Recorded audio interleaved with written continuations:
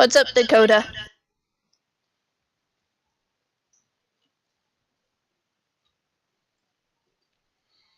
Alright.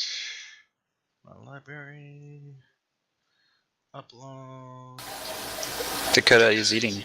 Num num num num. Yep, he's having nom-noms. What time is it over there? It's 7 p.m. Oh, Hey okay. there, Ninja Rock, how you doing? Oh, that's why. Okay, see, Yeah. it's 8 p.m. for me, so I thought that we were already an hour late. Nope. User disconnected from your channel. Oh. Wait, it's Grace. She'll be back. Okay. Okay, let's see here. Roll 20. Oh, wait a minute. Wrong. Where did I put that token? Æthercoil.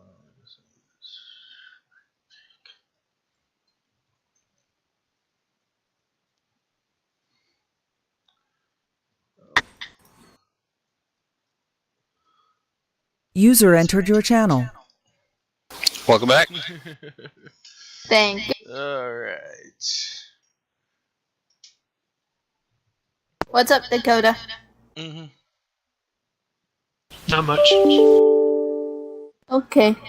Did y'all get anything good? Yeah.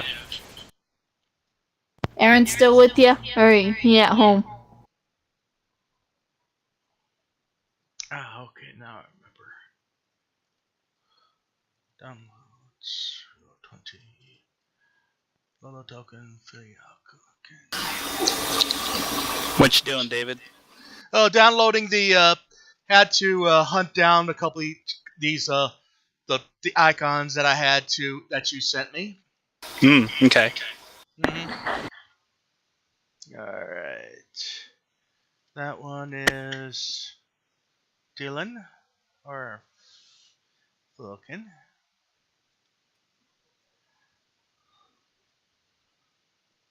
Now there's... So, interestingly, the equipment that I get as a monk Yep. encumbers me immediately. We don't do encumbrance here. Okay. Well, to be fair, most of the weight is in my backpack, so I can just drop the backpack whenever combat starts, but, you know. Then you would lose your backpack at some point. Mm-hmm. Good thing we don't do encumbrance. Right. Alright. You know, I've never had my armor stolen from me, but I tend to get summoned armor in 4th edition. Oh. Just because I think it's stylish. I like it. Of course, I also really like the... I'm sorry, what?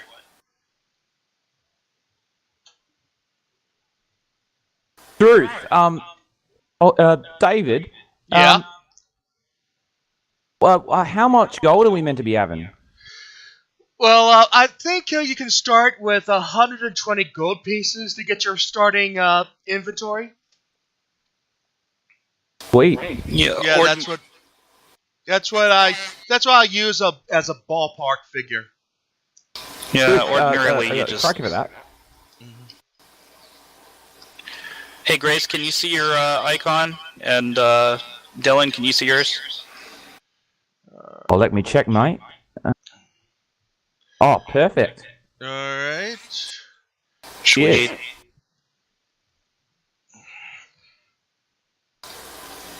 Yeah, believe Working on the old token tool for right now. Working on one for Muse. Ah, okay. And then I have to see if I can hunt something up for Dakota.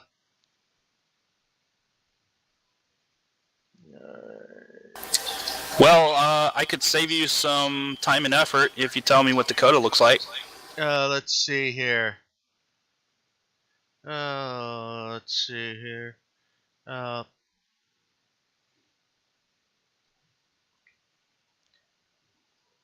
I think that's him, Dakota.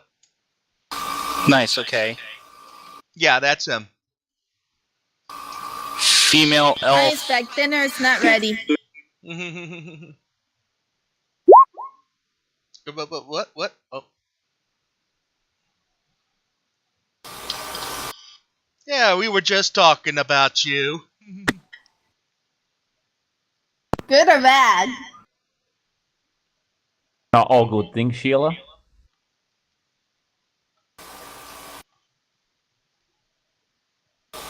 Greetings. Salutations. Salute.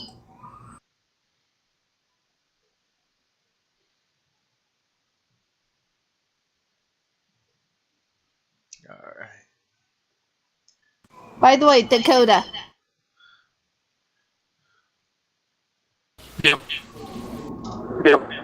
Is Aaron with you or is he at his house? Ooh. Do what? Who? Wrong game. Wrong Dakota then. Okay.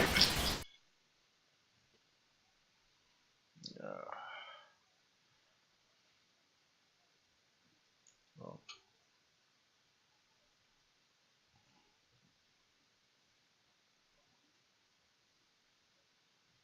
There we go.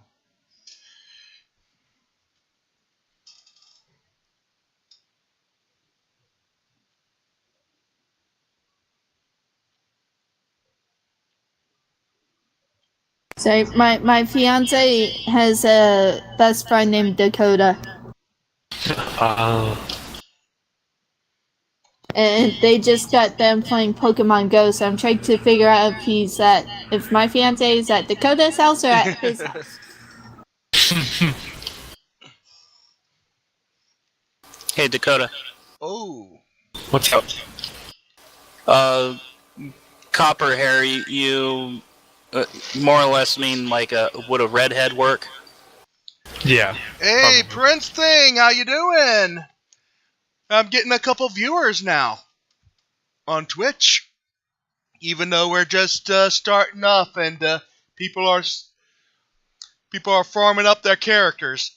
Dakota just needs to have his token put in. Token. Yeah.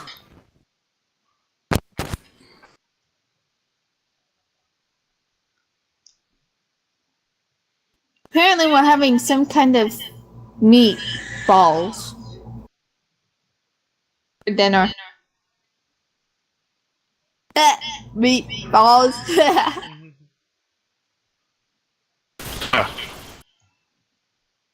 Why am I the only female? Only female player, Biology. not the only female character. Okay, why am I the only female player? I was born a man.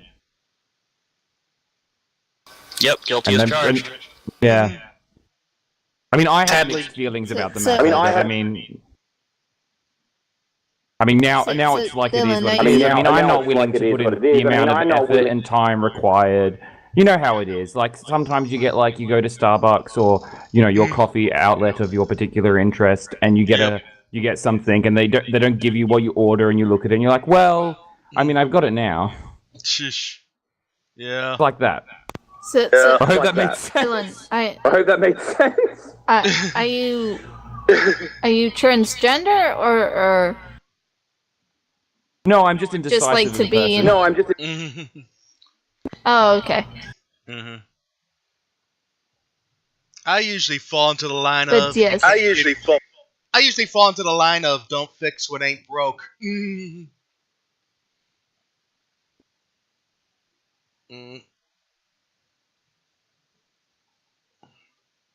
and usually I fall into the line of if I can use it, I will. Alright. David, I'll be sending you Dakotas here soon. Alright.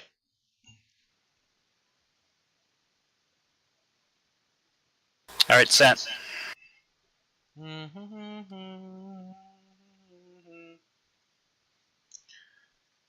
Takes a little while for the email to show up. Come on, thank you. There we go.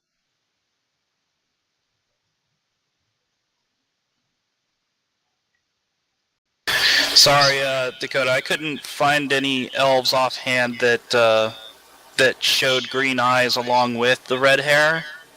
Unless you wanted freckles, and then it would still be like a human anyway. Yeah, I don't mind. Cool. Alright, Dakota. Yeah, I like collecting really nice images of all the various races from fantasy, and so I've got this huge database. So it's like, just throw me a description, I could probably find it. That's a good thing to have when you're playing a lot. I only just started doing this, started collecting a small collection of stuff recently, but I've got nowhere near enough to be able to do that.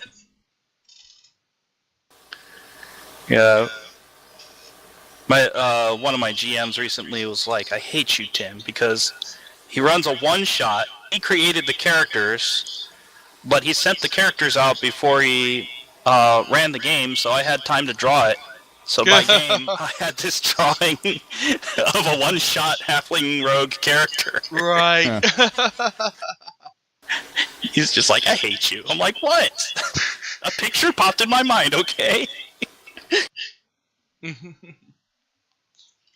Oh, brother. Oh, once Dakota is got his gut filled with Den, we can begin. And once Grace gets back here. Alright, then I should have time to fetch me a spoon or something. Yeah. Be right back. No problem. Spoon.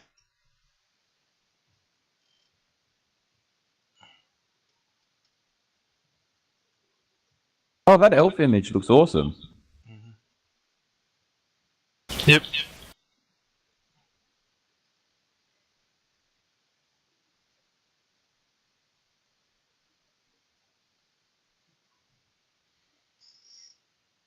David, Yeah? someone's been doodling again. Someone's been doing what? Doodling. Doodling, yes, I know. I think it was Dakota.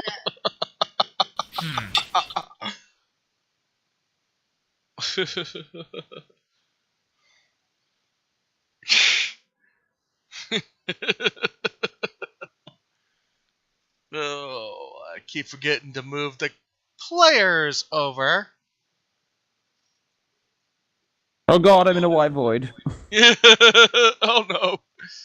There we go. Oh, maps. Awesome. Yep. This is cool. Mm-hmm. Yep, this is what about... Oh, you've got like a... Is it like from a real world map that you've kind of like overdone for the... Yes, that's a what I cool did. idea. That's awesome.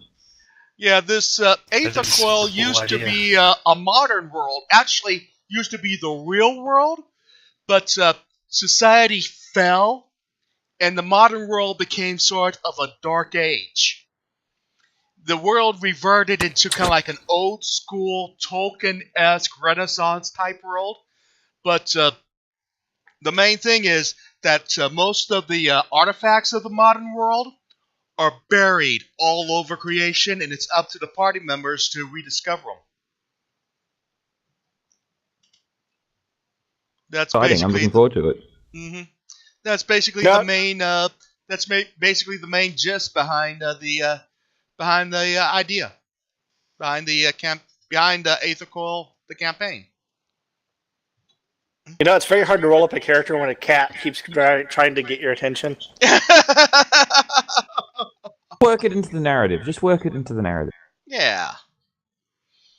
Oh, let me roll a cat. Let me roll my D20. The cat rolls over, brushes up against it, turns a 20 into a 1. If I was using physical dice, that would be a problem. Yeah. But I have to go find and dig up my physical dice. Or you roll it here on roll 20. You have the 3D you have the 3D dice, like what I'm seeing on what I show on screen. The cat bumps the monitor and jostles the dice. The hard part about that is the monitor is my TV. Yeah. Nice. Mm-hmm.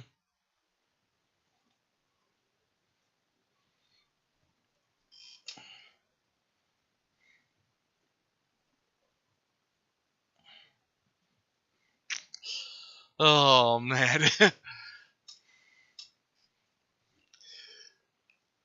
That's worth about 20 minutes of just everyone just playing doodling on the screen. I don't think I told you all about this one. There was a previous campaign where I was DMing and a druid turned into to an elk. Someone found a way to pipe a YouTube vid of an elk's mating call through TeamSpeak. Huh. For about half an hour, I could not stop laughing.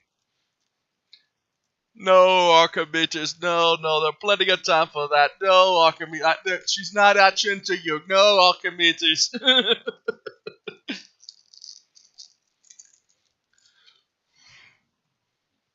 We're gonna have to need to see this map. Can still see the map. Oh, you joy. You know you still like me. Yeah.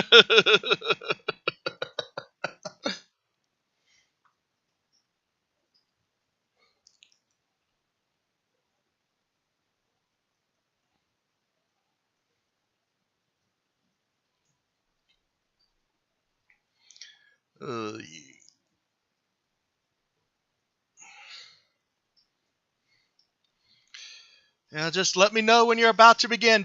When you're ready, Dakota. Everybody else is. I'm ready whenever. All right then. The story begins in a scene not too untypical in adventures like this. I'm back. In a tavern. The Crossed Axes Tavern, to be exact.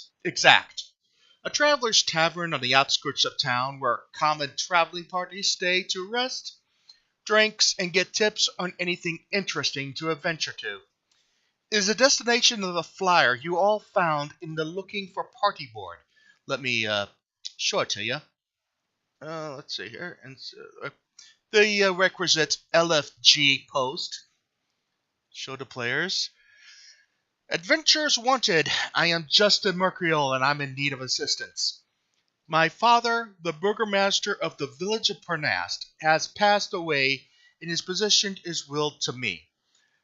However, banditry has become rampant in this vicinity. I ask that you join me in dealing with this threat and assisting me in restoring the village after my father's death. User entered your channel. Oh, wait a minute. Wait. Oh, Pinky. Hi. Hello. Yeah, Hello. we're both in the same room. What are you doing? Grace is saying that we need to come in here and listen. You have to come in here to mess things up?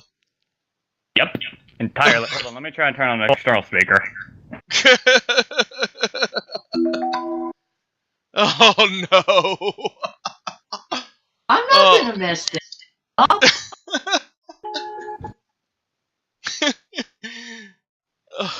There we go. Dylan, that has got to be you. What I has will got not to be me? mess things up, damn it. Oh. Shit. Now, where's my strawberry thing? Oh. Oh shit. But yeah, we basically just got back in. I let him use my catalogs, use my phone. We've been walking around for the past hour or so with Pokemon Go. Oh, brother. Sheesh. I'm gonna have to He's put annoyed. you two on. Yes, I know. I have to put you on mute while we can have a decent session. I can just mute the mic and we can listen. Yeah, please do. Thank you. Two guys from my Saturday group. Well, you probably had a chance to read all that.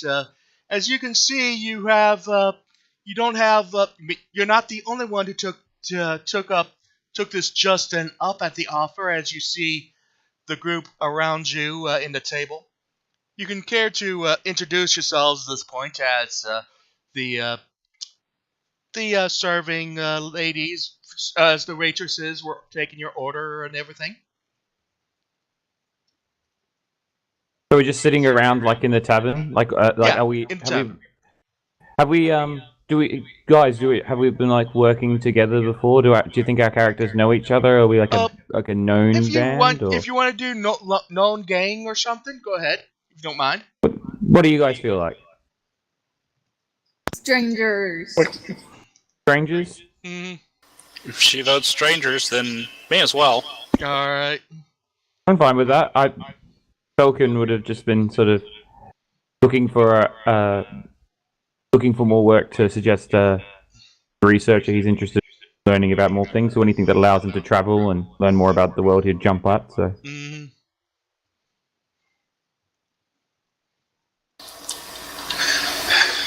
Ben is a traveling healer, but that's more of her her job, not so much her class. You know, so she does the classic bandaging of wounds kind of healing, as opposed to magical healing. Certainly different. Yep. I tend to go stabby if you piss me off. And I love my meat. Oh. Well, what does everyone look like? Like, you know... Well, I gave an image link for everyone. Yeah. Let me do a little something here. Inspection.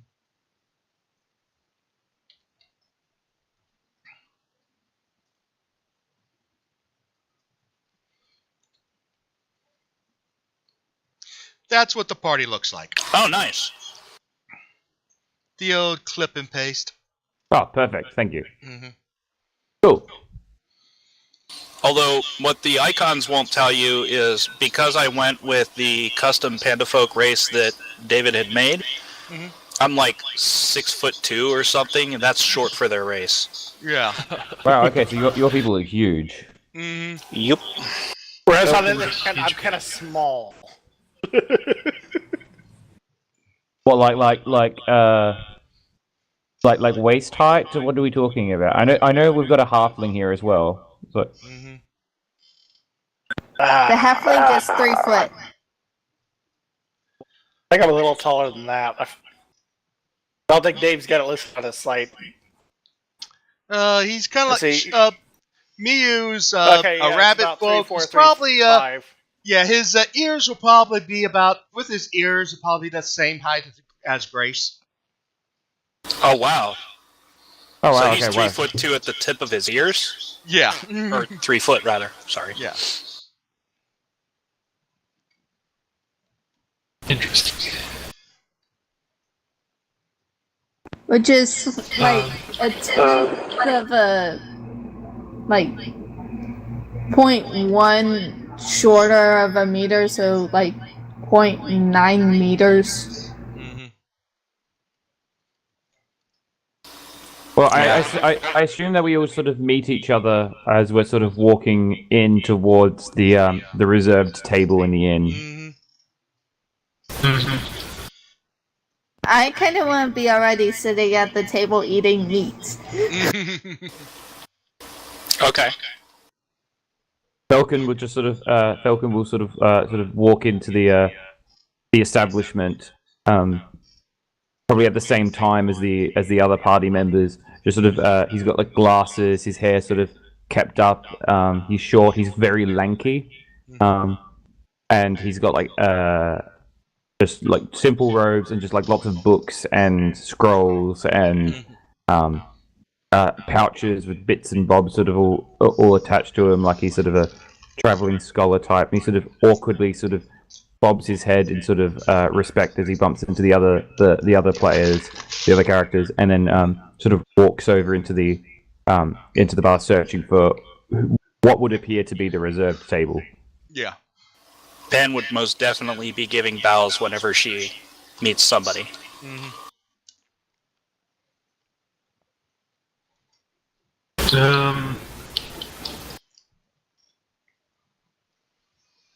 I would be nervous to approach the table, first of all. Because I'm a hermit, I've been outside of civilization for several years now. But this is what I have to do. So I'll take my seat at the table and try to comb some of the leaves out of my hair. Sorry, Dakota, were you the elf or were you the rabbit? Sorry. Dakota's the elf. I'm okay. Falcon just kind of like sort of looks at you as you sort of sit down and just goes, "Hello." Hello. No, it's oh god, it's nice to see one of the well, you know. Yeah. Mm-hmm. Something tells me you're gonna fit along just fine. I'm just going to give a wave of an animal life that I've already devoured. Mm-hmm. Elatria giggles and says, "Yes, of course. Although I've not spent time with elves or humans." Falcon just blushes slightly and goes, "Oh, sorry," and then just sort of looks awkwardly off at like at the corner of the room, just sort of like not wanting to make direct eye contact. Mm-hmm. You wouldn't have happened to heard about this this Justin fellow? I assume that's what you're here for. I have, and I am. Do you know much about what this job could entail? I only know of the things that I see in my visions in the night during my reverie. I hear the clatter of keys of some sort of strange buttons. It goes fascinating. Is this a precognostication, perhaps? Mm-hmm. That's what I believe it to be. And do you believe these visions portend? Yes. Oh, I meant to ask permission of the team ahead of time.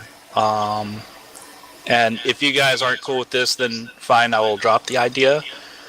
But normally I play the character having empathy, which is basically the psychic ability to sense other people's emotions. Mm-hmm.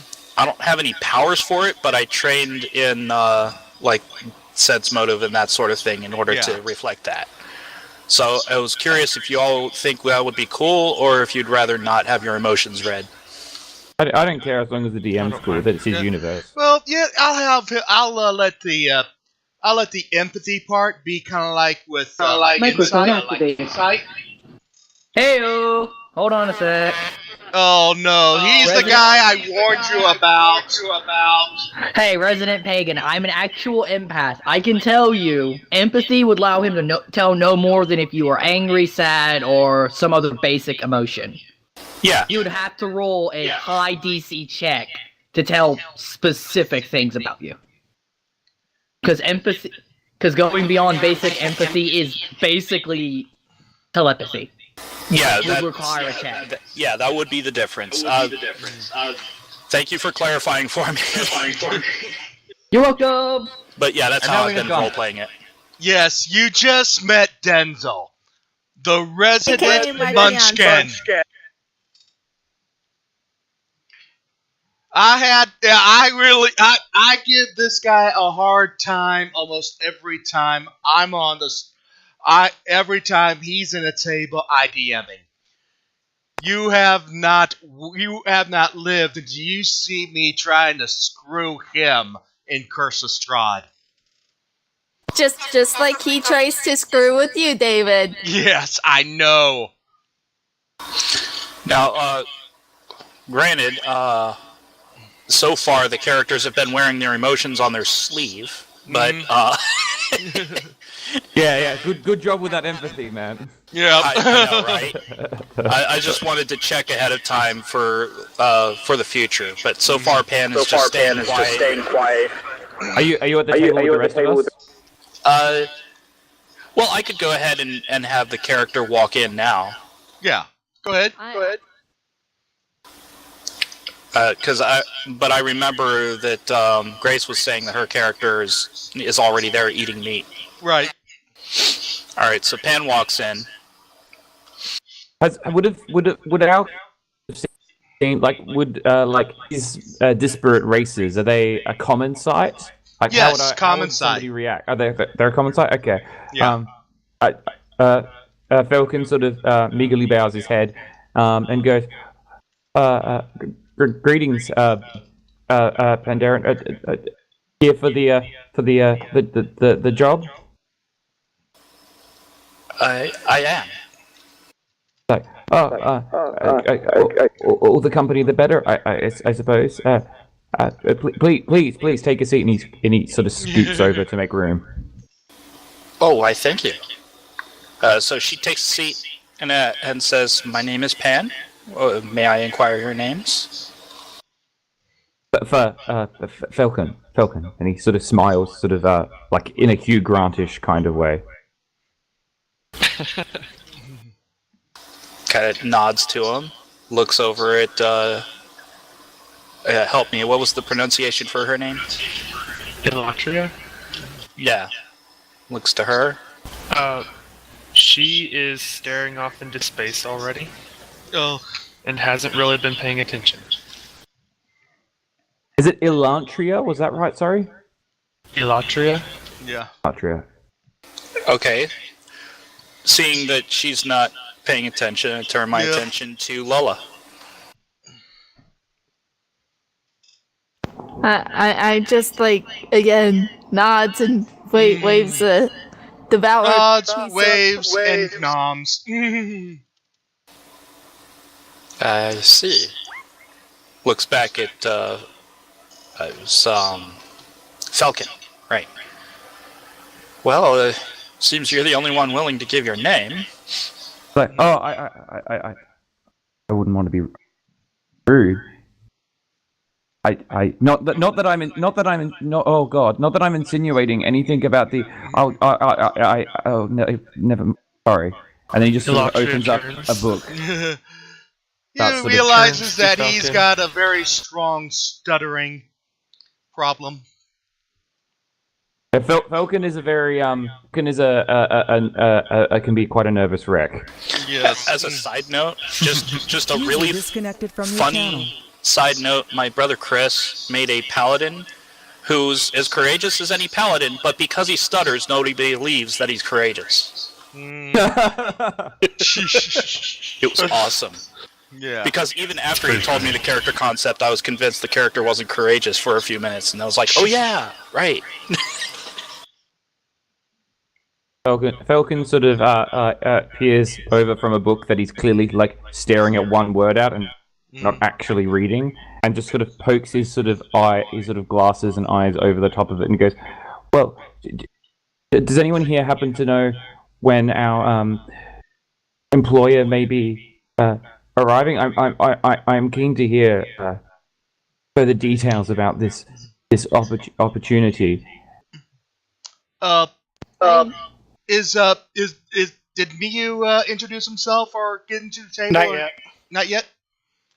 Well, before he does, I'll let Miyu have his little scene. Alright. This will be a little fun for me.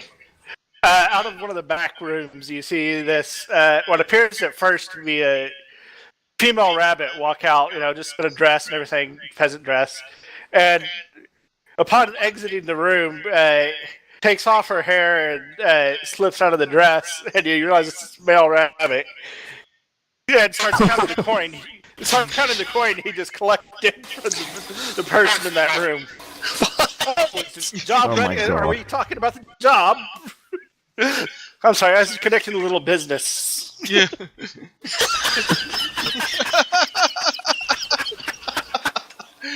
Yeah, Miyu was like dressing up and robbing the place. Oh my word. Oh my. Oh, I take it you hear about the job as well. I got here early and nobody else seemed to be here, so I just took it upon myself to occupy myself with the lovely tavern. Pan gives a nod. Yep. I am Pan. This is Falcon. The others I do not yet know their names. What is your name? I am Mew. Most just call me Mew Bunny, baby. Whatever. Is it common practice in this area to wear a dress and a wig to look like a female? Hey, it could be some I'm sure he didn't mean to be culturally insensitive.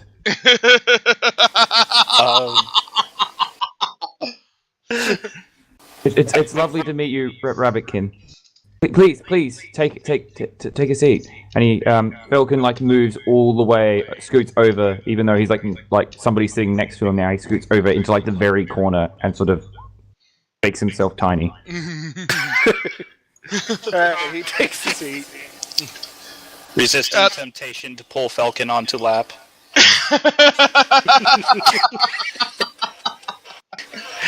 But yeah, that's just the player, not the character. Right. Pan doesn't even think it.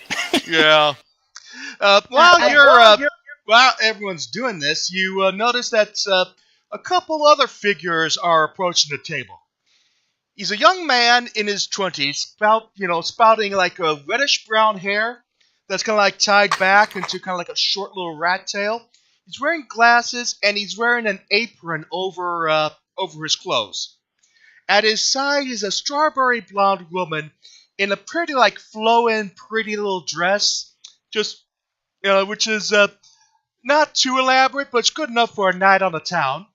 The two looks over at the table, and the girl says, "Oh, look, Justin, looks like our little sign. Look, a little sign brought some enough people that might help us out." And Justin kind of nods around, and then he looks over to Hop. You must be the ones who answered my call. Pan will notice that he does feel confident enough, but she'll notice, as everyone else does, that sometimes he trips on words. A slight stutter. My name's Justin Mercurial. Hail and well met and all that fine jazzy stuff. And this is my BFF Darcy. Darcy kind of nods and says, "Pleased to meet you all." Lovely to meet you. Mm-hmm. Pan nods to him. Pan pulls out one of her fans and begins fanning herself a little bit. You asked her where she got that dress.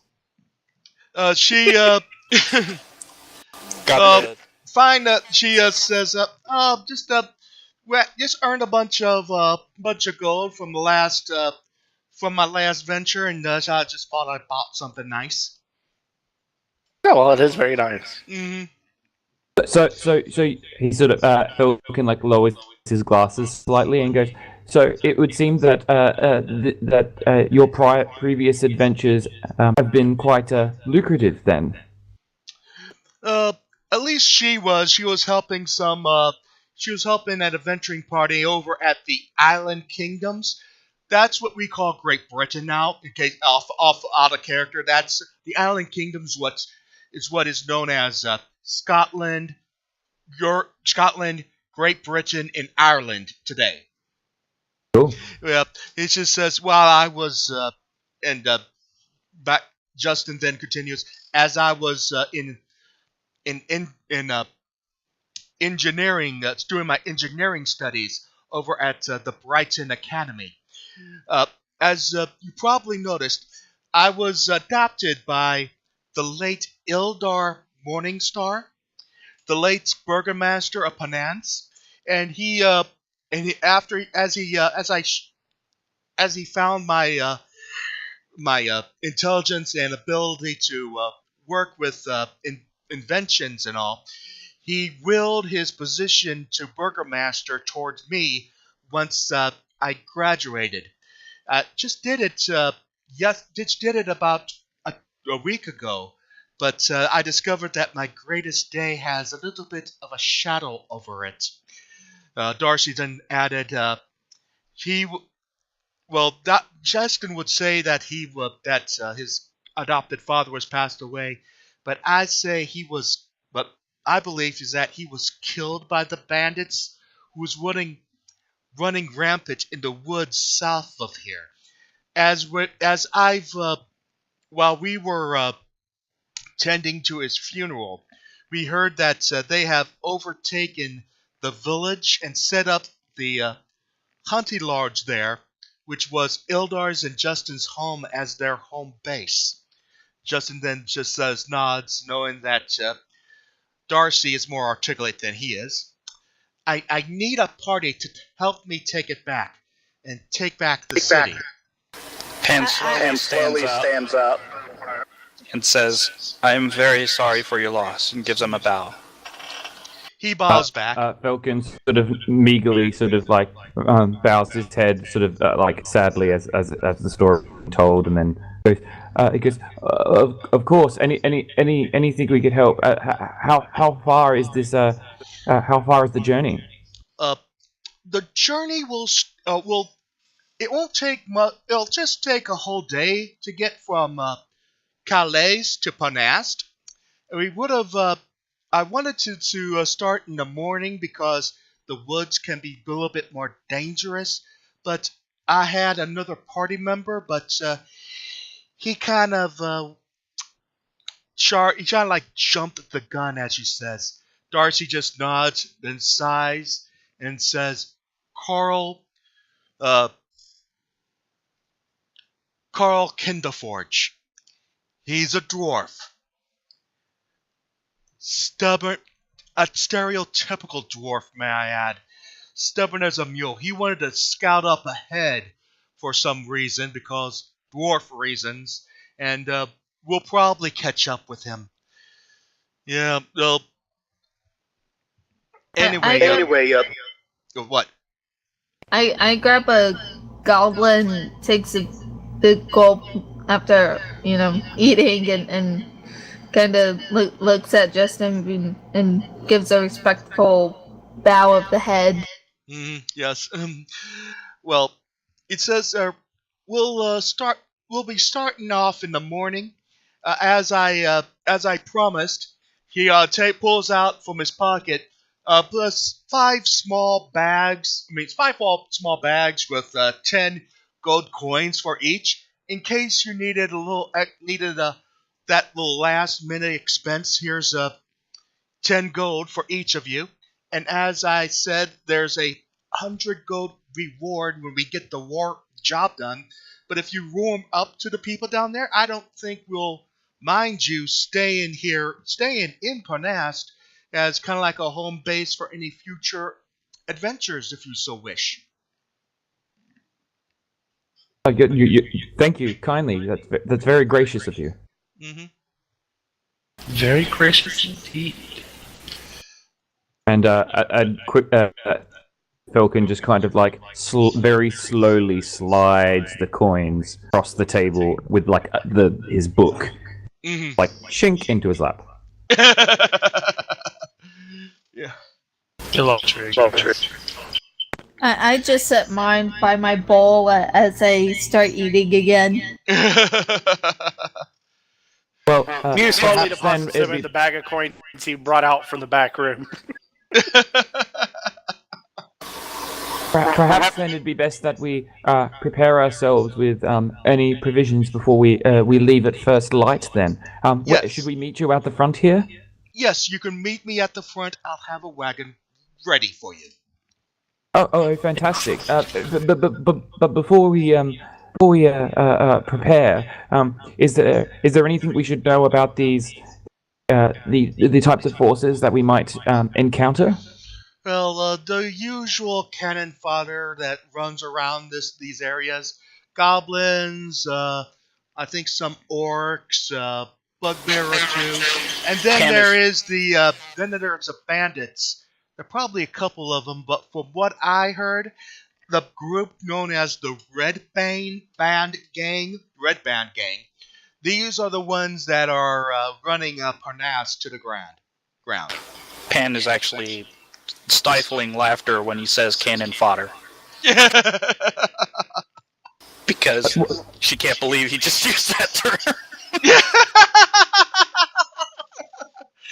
Oh. What do we know? Yeah, of this, Justin this then all gang? looks over, just pauses for a moment, looks up and says, "Cannon fodder? Did I just say cannon fodder?" She looks at Darcy. Darcy just says, "Yes, you did say cannon fodder." Just taps him on the head. You might look a little. He might look a little absent-minded. He's kind of like a young version of an absent-minded professor, but. Oh, okay. Mm. He goes. Falcon says, "Like, what do we know about this Red Band gang? What seem to be their motivations?" Typical greed and the desire to So purely Philistines, then. yes. And he goes, well, it would be uncivilized of us not to help. I'm glad that we'll be ridding the world of unsavory characters. If we're to build a strong. Justin just plain tries to listen intently of what you were trying to say. Since he has a stutter himself, he kind of understands that of the difficulty that he has that Falcon has in speaking. Falcon, yep. Yeah. Might not have Pan's emphases, but he can empathize. No. I kind of nod and push my plate away and takes a few more gulps of the goblet. Mm.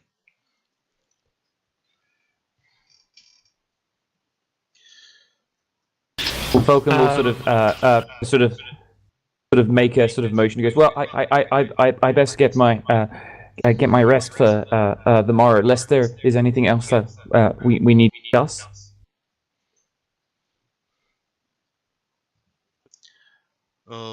Justin just plain looks around, says, "Anything else? Any other questions? Comments? Breath mints?" Falcon just then sort of goes to stand. You know when you're in a bus and you're sitting next to somebody, you need to get past them to get off the bus, and you're kind of "Oh, so sorry."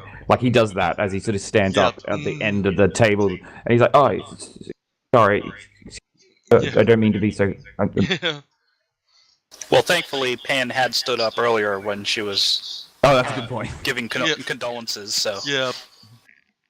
She's still big though. Yes. She moves out of your way. And Falcon's quite small, so that kind of works out. And he gets up and he goes, should before we leave, should we venture to a local sundry store to purchase any sundries that we might need for the trip? We'll let you stop over for the snacks. I can't go anywhere without a morning coffee anyway.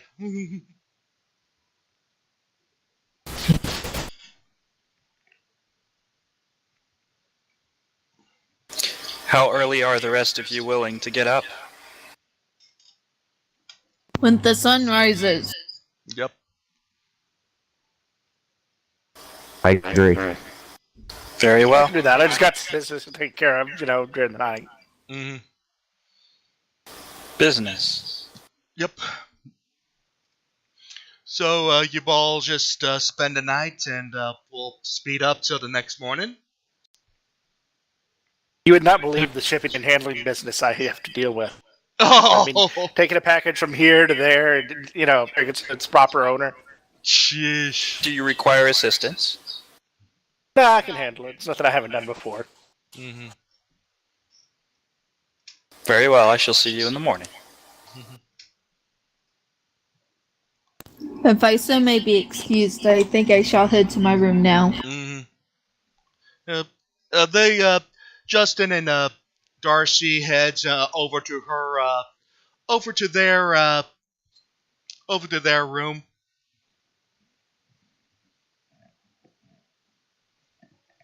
Falcon will sort of follow, off to a place to sleep, and will just spend most of the evening reading through his books until he eventually gets tired.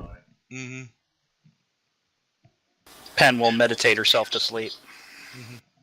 Well, he's a half elf, so he doesn't actually need to meditate. Oh, half? Do half elves sleep, or do half elves meditate? Half elves do, in fact, sleep. Yeah. Yeah, so. But I think they sleep a little less than humans. I don't know how it works in 5th edition, though. Oh, yeah. Same here. I'm thinking like half elves, they can just cat nap. Okay. I mean, there's humans who only require 2 hours of sleep in real life, so... Oh, man. I envy those people. I know, right?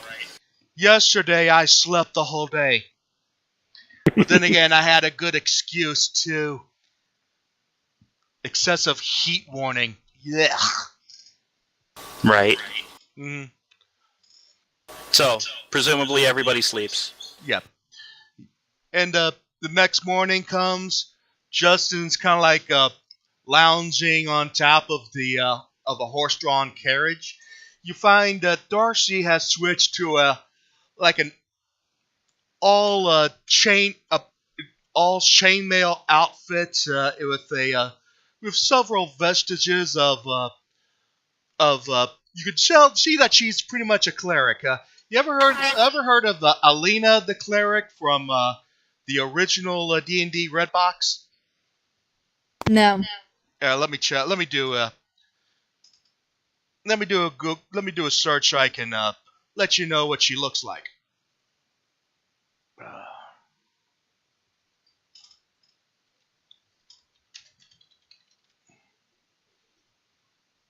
Oh, wow, okay. She's a very different cleric from me. She's, like, iconic. Yes, In fact, yeah, she's kind of like wearing all. She's wearing all chainmail. She's kind of has a bit of a tabard in front. She's starting up. You can see that she's pretty much a. You can see that she's known for being a healer. In fact, she says, in case you have any I don't suspect any heavy encounters, but if anyone gets injured, I'm here to. I'm available. I pasted a link on Roll20. Yeah. Yeah, that's basically what she looks like. Classic. She's like on the covers of half of the 2nd edition books. Yeah. User in your channel timed out. Oh, bummer. It's Dylan that's the problem. Do you know that someone actually called her pornographic?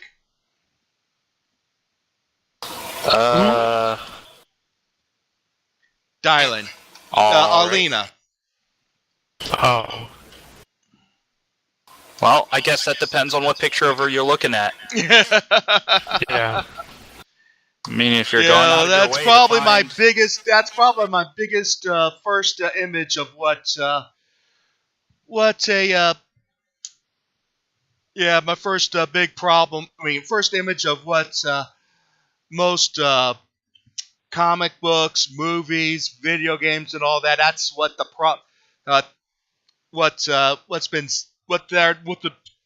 what the industry is being having problems with. Oh man, I am stuttering. I think it's best that User entered your channel. Oh, there you go.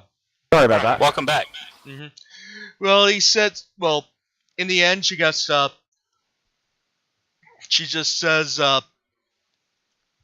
"We're ready when you are." Pan is like... I should be ready at 12. She's eaten, she's washed and dressed and everything, ready. Yep. Waiting at the door. Yeah, Falcon's just sort of just gets up and he's like, on the carriage then? Yes. Climbs up, sort of stumbles a little, and then finally sort of gets himself up. With the book falls down, he sort of awkwardly reaches to grab it and pulls it back up, and he goes, "So sorry." Climbs in and sits in the corner. It dropped the book, you said? Yeah, he sort of drops the book and it just like struggles to reach for it. Can I do something? Yeah, go for it. Like, I don't know, a reflex save or something to see if I can catch it with my foot. Dex check. Alright.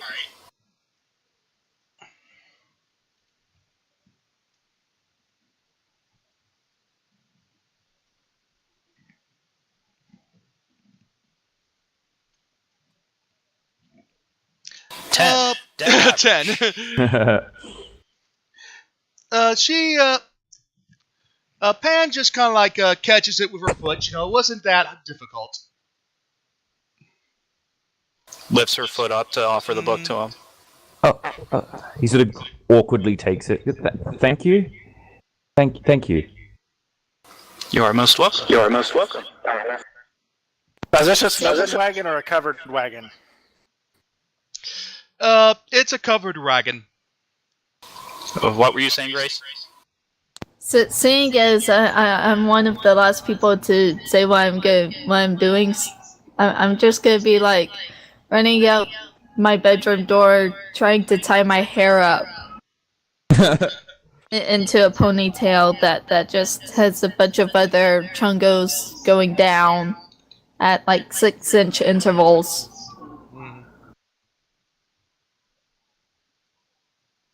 You suddenly hear from atop the wagon, "Hurry up or we're going to leave you behind!" In which case, I pull out my sword and stop where I am and say, "Are you challenging me?" And then Falcon like pops his head out. It's like, no. I'm sure it's all fine. Please, make yourself comfortable. He sort of extends a hand out to her. Here to help you up. I nod and put the sword away and letting Falcon help me.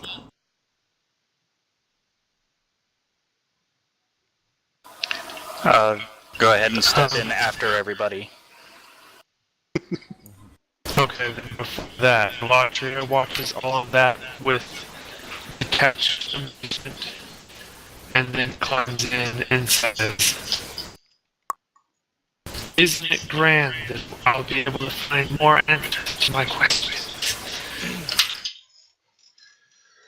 Justin kind of like overhears and says, what questions were you talking about, may I ask? Or if it's private.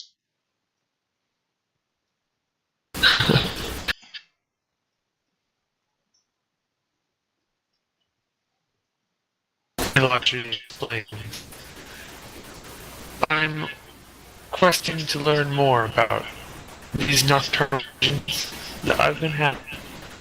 They're quite strange and troubling, and I must know more." He goes, "Yeah, Well, I Falcon hope sort of..." you. I wish you well on your little quest.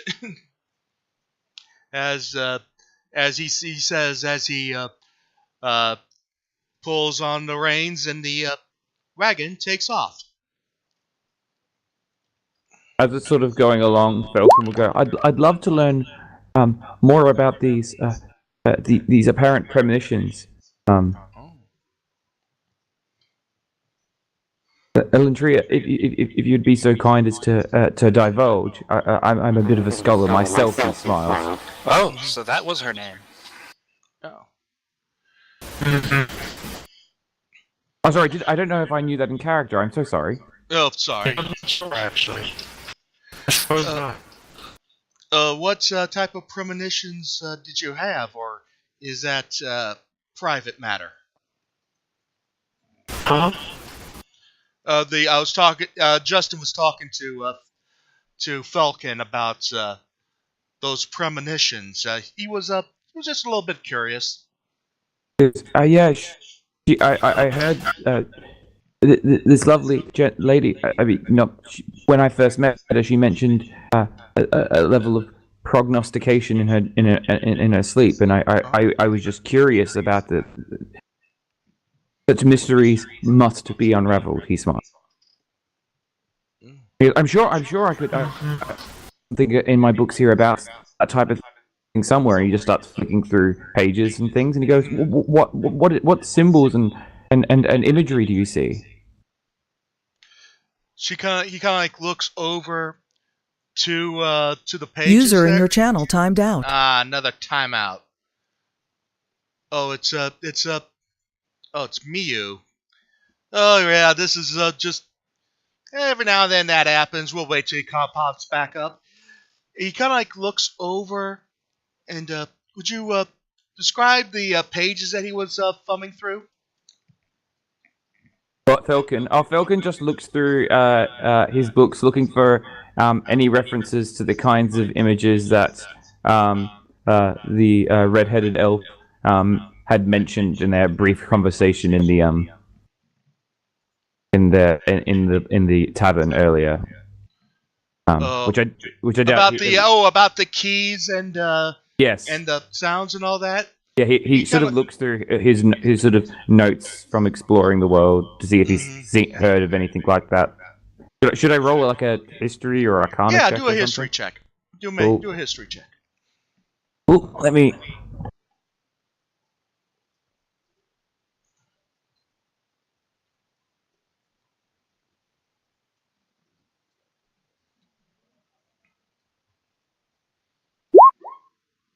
All right. You managed to find managed to find up in like an old drawing of what looked like a tuning fork with a button on it, and but you didn't know quite much. Think of something else. Justin kind of looks over and says, Back at the university, they mentioned some things about how to send a message through to long distances, but they haven't like either either they didn't have much to go on, or it kind of like went in one ear out the other. It happens every now and then, even to me. He sort of nods his head and he goes, fasten. And then he sort of opens up the page and shows it to the rest of the party and just goes, Does this look familiar to anybody? What was the page? It's a picture of like is it like a tuning fork? Was that right? Yeah, tuning fork with a button on it, and you hear kind of like and it's kind of like it was just with a finger tapping on it. And he goes, these are just some exploratory notes that I've picked up from other adventurers along my way. I'm not quite sure where this one came from, but Justin seems to recognize this and as a symbol. Does this strike any of you? What would I roll for that? Dave? Probably a history check. Okay. Admittedly, I got a 22.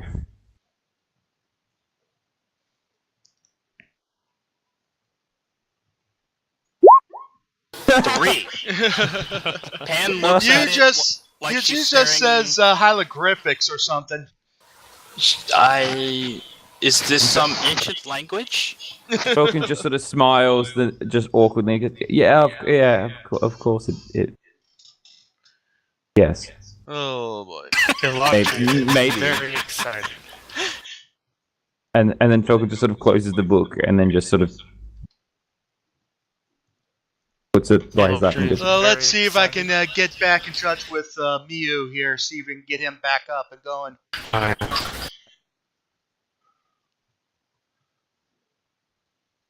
Love Falcon's character, by the way. Oh, thank you. Pretty amazing. Yeah, I guess I can do it now. Eltra was very excited when you showed her the contents of the book and says, "Oh, good Sir Elf, that's exactly what I've seen in my dreams. Please, is there anything about what this is called?" He sort of shrugs and goes, "Not directly," and he sort of looks. He goes, "These are just notes that I pick up from other adventurers in my travels. I'm trying to collate an encyclopedia." He smiles. He goes, "But well, I don't really know more about what this is. But it looks like it's some type of artifice device. So perhaps and apparently used to send messages long distance, or at least possibly connected to such. So, but there's no description here of how these messages are sent, or more importantly, how they're received. So perhaps these aren't visions as much they are like messages. Perhaps." He sort of shrugs and he goes, "I don't know, but it's very fascinating." Elatra is at first crestfallen when you tell her that you don't know what it's called, but she then brightens up at your suggestions and concurs that it is amazingly fascinating. Yes, and she was like, she says, "Falcon, as she's paid attention enough to know that, I would like to introduce myself as Elatria." He goes, "Oh, a pleasure. I'm sure, Elatria." And he sort of like bows his head again. He goes, I'd be very interested to sort of to try to work out the origins of these. This is a fascinating bit of arcanum. I'm sure that our travels together will be most fruitious for both of us. Indeed.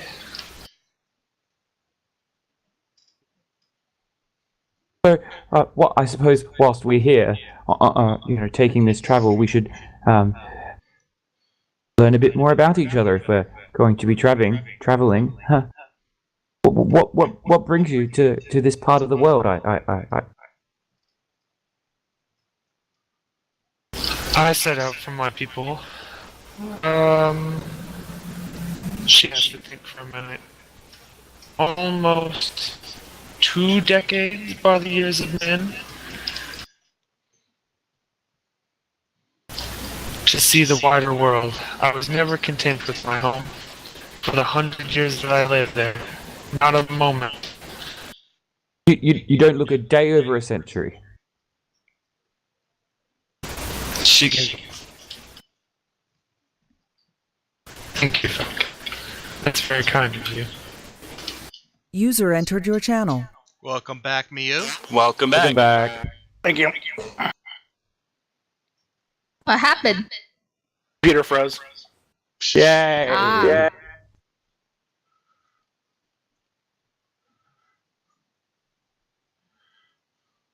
I'm just sitting there like with the sword in my lap and kind of messing with it, not really using it. Yeah. As you head down this path for about half a day. It's almost early afternoon now. You approach a kind of like a very beautiful looking castle, almost fairy tale like, as that that that rises off of one side of the road, while the one side of a fork in the road. Justin calls this the Beaumont Castle and Library. I've been in this place so much I can navigate the bookshelves with my eyes closed. Falcon like perks up as soon as he hears the word library, and he goes, He goes, really? And he goes, can we? If it's not a detour, would we be so? Could I be so bold as to suggest the possibility of the probability of the intricacy of the concept of perhaps having a peek at what might be inside?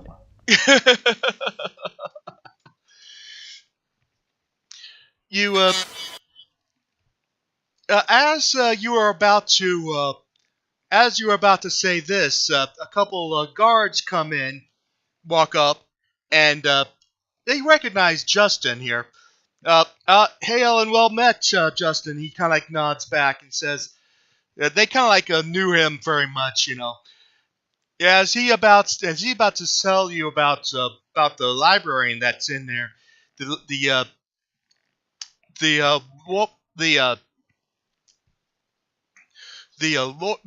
guards then said, we once earlier in the dead of at about 0:30 we met your dwarven friend just plain walking around with his horse. You know how dwarves go. We don't like to ride anything. But but we overheard that there was some banditry there was some goblin activity. We actually had a deal with a couple of them just this morning. So if you're going to cut through to your home to rescue it, you best be on guard. And Justin just plain nods and says, "I'd appreciate it. Well."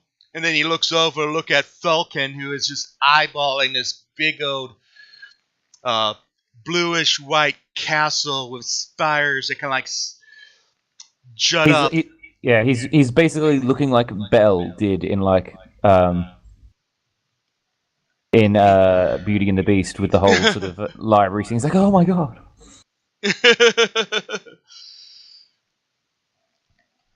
I heard the guard. Mew just kind of leans over the top of the wagon, looks at him. Don't you owe me 20 gold pieces from a card game last week? I ask what the horse looks like. A miniature, kind of like a young colt. Hey, David. Yeah? I got an AFK for a few. Burgers are ready. No problem. We'll pause. All right, thank you. Be right back. But if you're doing that, I need to use the bathroom, so we'll just plain take. We'll just have a break right here. We'll come back in about 5-10 minutes. Need to get my refill anyway. All right, sweet. Sweet.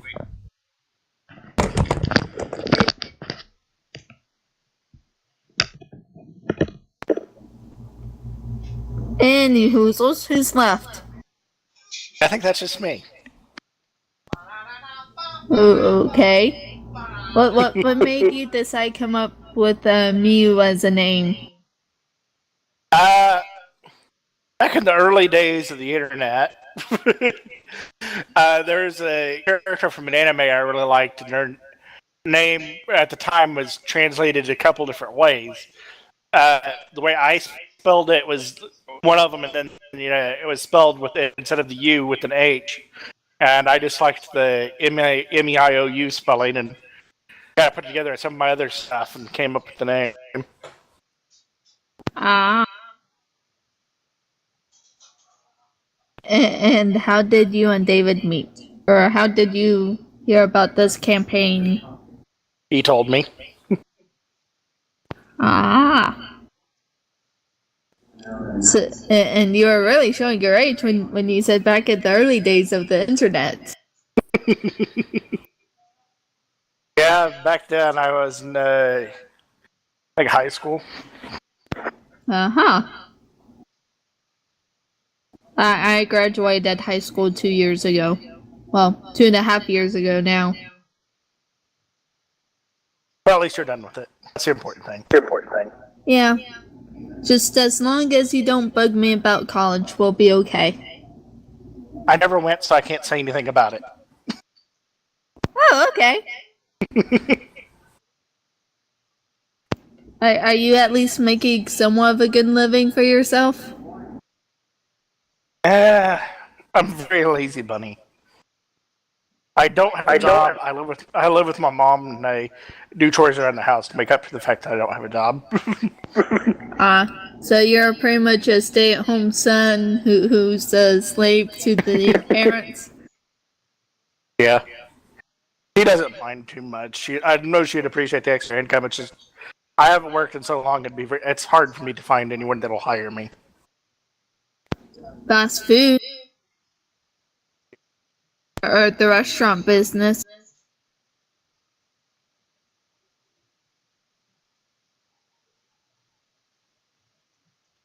Just throwing ideas out there.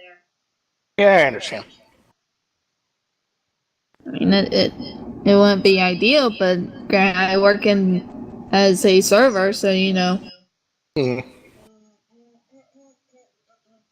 Yeah, what sucks is I work at one particular restaurant, and then within viewing distance, the competing restaurant is right there. Oh, that's always fun. Yeah, I hop in Denny's. I hop being the competitor.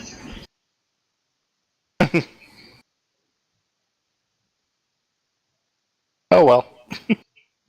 Do what you gotta do. Yeah, and I'm fixing to switch because Denny's isn't giving me enough hours.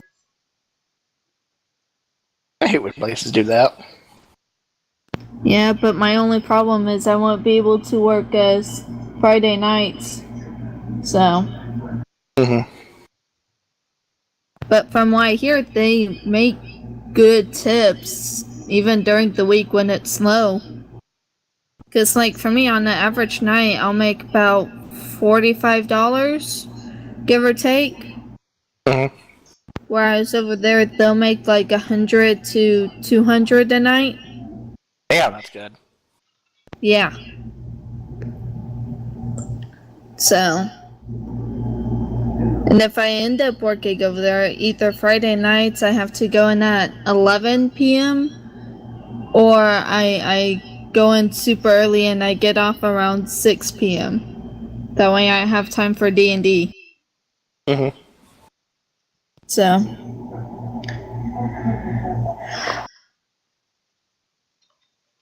Yeah, my last game didn't go too well.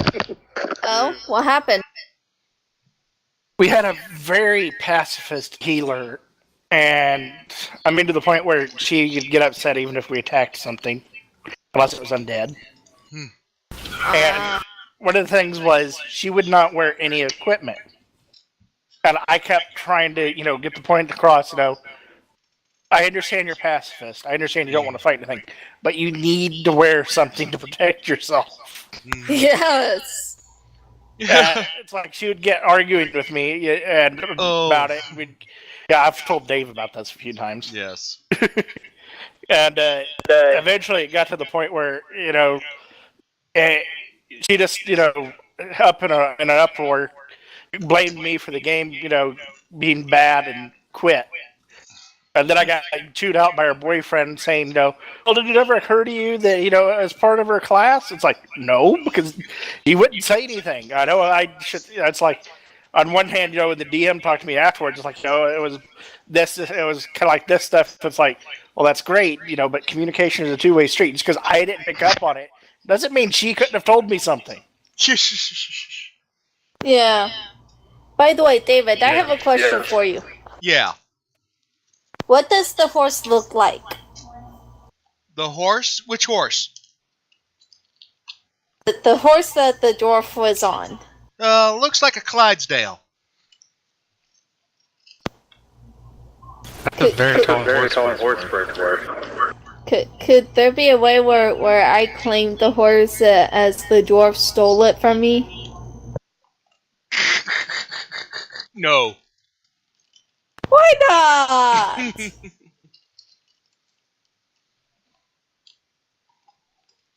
Because you don't know if that was the same horse. I don't know if Dave would allow it. What you could do is could have it where I stole it and sold it to him. That could work. Oh, and the chaos has a first session, and already the crazy has come. Yeah, but David, you love it. David, you should know by now that my craziness does not stop whatsoever unless I am asleep or eating. You know this to be true. Such.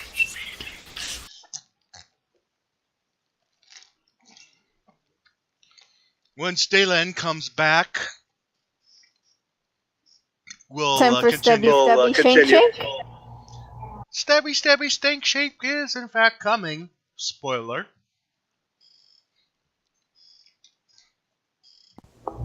No matter what kind of campaign I'm in, I always play a halfling fighter, and I think there's only two times where I was not a halfling. Mm-hmm. And one of them was when I take that back. One time I was still a halfling, but I wasn't a fighter because the campaign that we were using was like a starter kit. Yeah. And so the classes were already made and all of that junk. Yeah. So I was a halfling paladin, I think it was, and I no longer like paladins. I mean, I'll work with paladins, but I won't be a paladin. Not your style. Yeah. And besides, paladins are known for being lawful stupid. Yeah, and then the other time I was a tiefling fighter, that thanks to Aaron and David. Mm-hmm. And in fact, on a previous campaign, I still play with the guy. His name is Space Hamster Boo, and he played a paladin name that I've named Justin's adopted father by, Ildar, a preaching paladin of Lathander. Like when he's not smiting evil, he's proselytizing. Gotcha. I'm back. Oh, welcome back. I'm gonna say that Falcon manages to sneak into the castle, and you probably seen the Beauty and the Beast movie where the Beast shows Belle the big library? Yeah. Yeah. Picture that scene covering the whole castle. Oh my god. It's basically the Library of Congress. Right, see you later, guys. Falcon's not leaving. I want to move in. In fact, Justin had to drag you away and say, I think my friend can be found in this side road. And you actually met the head librarian, who is indeed named Belle. Nice. And she has a boyfriend. No, a husband that's kind of like keeps to himself named Adam. David, you are so speaking my language right now. Oh my god. Oh. And you already got a library card and a complimentary moleskin notebook with the Beamont Castle image, printed on it. Falcon would be very, very thankful for this, and he goes, "Thank you. I need more volumes for the encyclopedia. But another time, I must. God, this place is. Sorry, I've got to. Justin is like, and I'm imagining like. As Justin has to drag you back. Falcon, imagine that this will be part of your reward. but I'm here now. Oh no, I'm not. Goodbye. Nice. I can imagine there's a poster on one of the doors or something, of Mew's face saying this person is not allowed inside. Hey, David? Yeah. Would I be dragged too, or just Falcon? I think the next thing you know, you see Adam just coming over and says, "Let me do a little something here."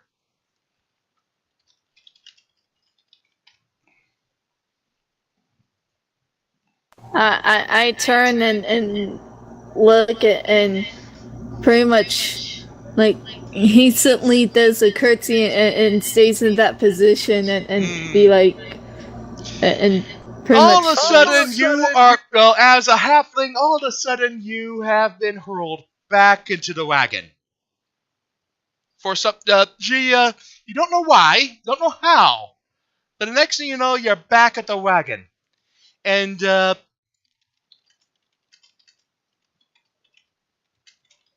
I curse and try to go back into the castle.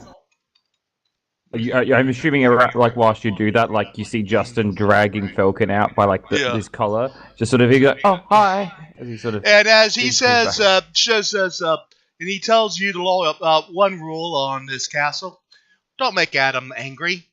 You wouldn't like Adam when he's angry. Okay. But let me guess, does he turn into a beast? That's what happens when he's angry. Yeah, Mew kind of just twitches at hearing the name Adam, like he's had some experience with him. Yeah. Don't want to see him angry. Yeah. I try to get back into the castle. You try to get back into the castle. Yes. This is why I love DMing.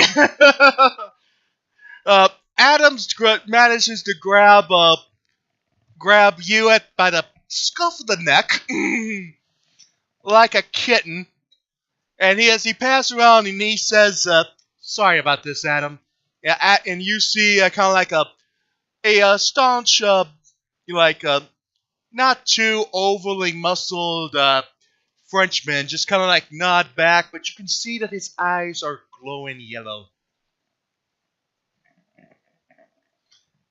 And then he starts a little glance at you.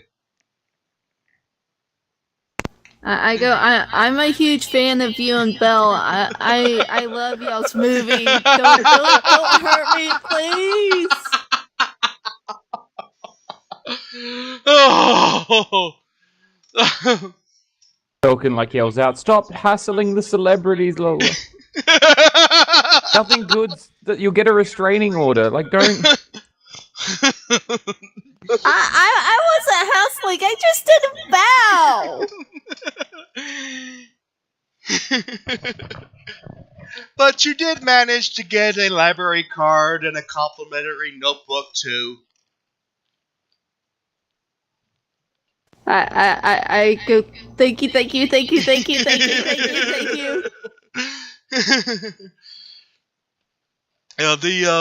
the wagon kind of like pulls over and goes into this point. That's when you see something at kind of like made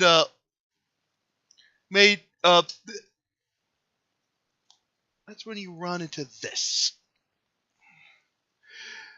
The party is around here. At least I'm going to put. Let's see here. I'm missing a token. Okay, then where is the castle? You passed the castle already. Darn. Why is there a horse laying down? One moment here. It's taking an undead nap. Yeah. All right. Sure, it's fine.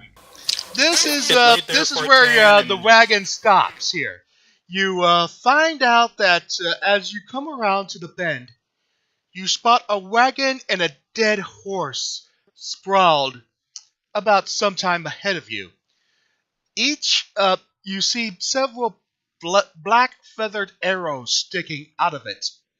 The woods are pressing close to the trail here, with a steep embankment and dead thickets on each side. Justin kind of like looks over and he recognizes at least the wagon. And then he just shakes his head and says, "Doggone it, Carl. Didn't I tell you you'd get into trouble?" Carl! Yeah, I'll just move all your tokens into the, oops. Somebody who wears User armor. entered your Damn it, channel. wrong cheat sheet. User disconnected from your channel. Come on. Who just got disconnected? Huh. Let me, yeah, I kind of had, it's disconnected. It was Jake. Oh, we got some hecklers.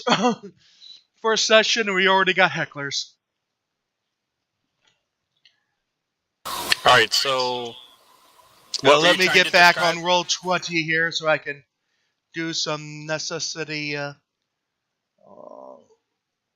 Alright. Copy. Dylan. Oh, sorry, yeah. Falcon goes, does somebody who wears armor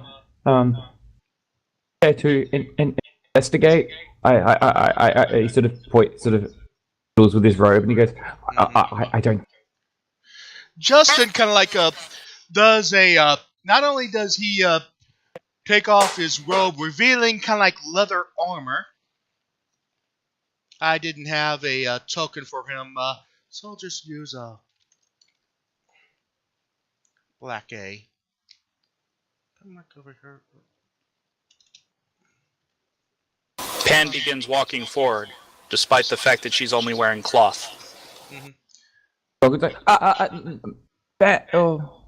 Alright. You know what you're doing. Forward. Okay, Be I think careful. you can move your characters around, can you? Alright. Justin pulls out what looks like a very long tube with well, I don't know how many of you have seen a rifle, but it looked like a very long cannon. He just says, "Be careful, folks. We don't know what's we don't." But he takes that from, like, he has one, or did he find that on the ground? Sorry. No, he has it. You know, it was part of his equipment. Can I walk straight up to the horse? Mm-hmm. You recognize that it is indeed a Clydesdale, and it was like shot dead. I growl and I pull out the arrow. As you are doing that, a goblin appears out from behind one of the trees. Okay, do I have the arrow fully pulled out yet, or Yes. not? Alright, I aim the arrow at the goblin and be like, "Be gone, you demon!" She that goblin Falcon then yells out around. It's like goblin then technically it's a humanoid. Goblin then whistles, makes a whistle, and 4 of his friends show up. I am not afraid of you or any of your friends. I am. You shall run if you know what is best for you.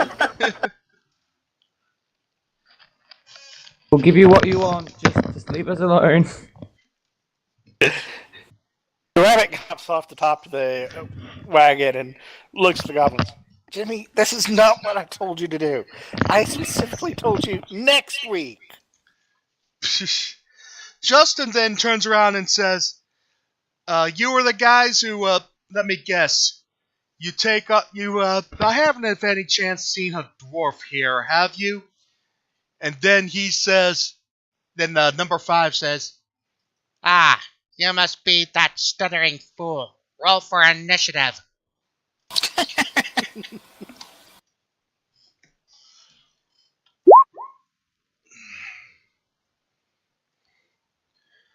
Grr. Grr.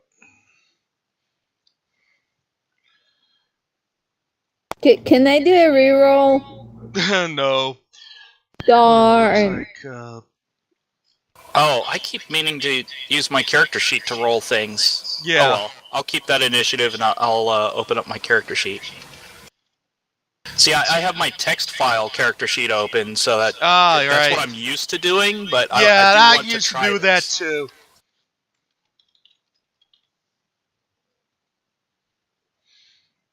Alright, Dylan does a 10. No problem, I can just type it in. 9. So basically, so basically, Pan's going to be acting, and then everyone else, gets murdered, and then they finally get an act. Oh wait, no, the rabbit gets a chance to do something. Yeah, rabbit. Okay, Miu. I have a feeling I'm going to be the last person to have initiative.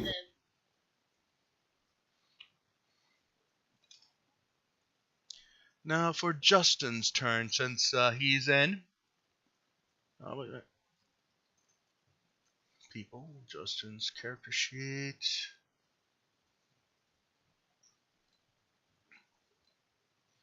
Have to scroll up. There we go. Standard roll 3.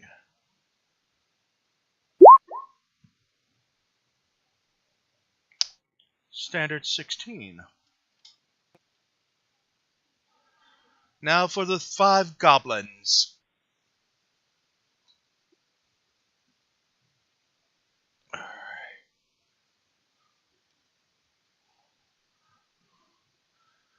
Goblin level A.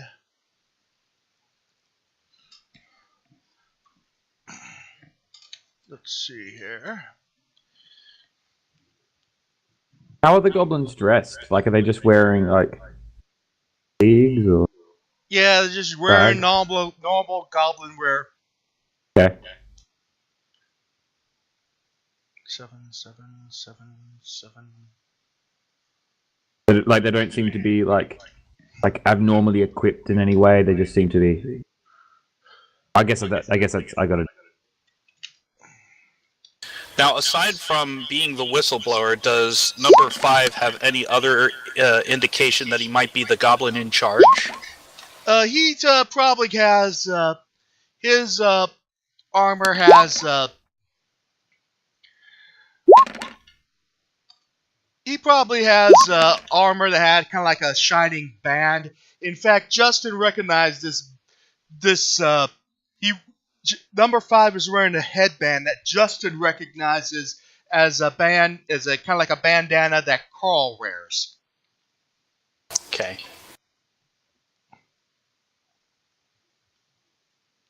I was just doing a little extra rolling here before we begin. Let's see here. Initiative. Okay. Whilst they're rolling, guys, what's the play? Stabby, stabby, shank, shank. That's the play.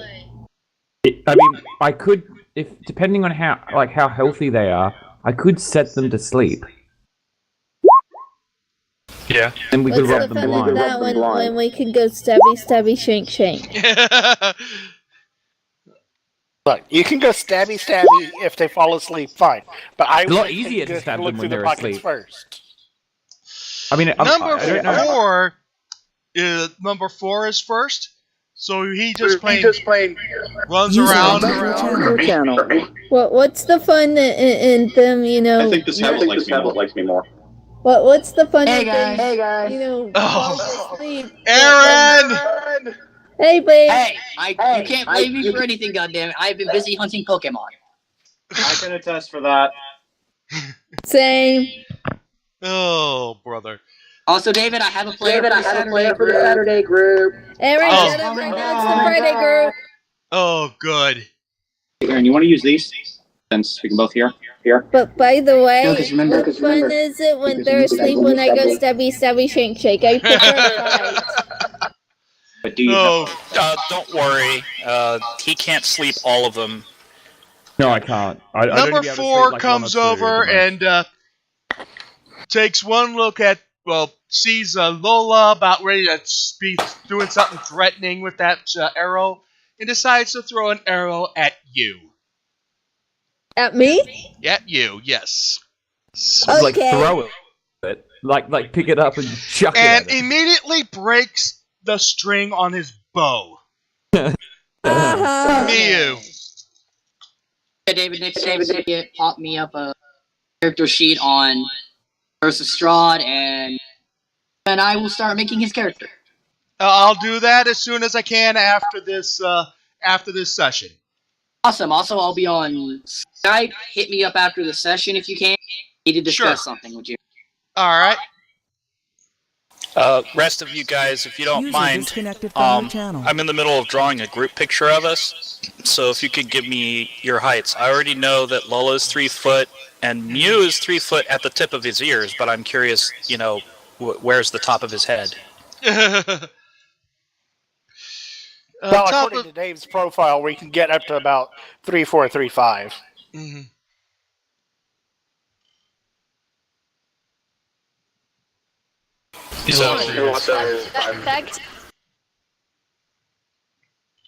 Falcon's like just a little bit, just average height, maybe a little bit shorter than the average person, but he's kind of lanky.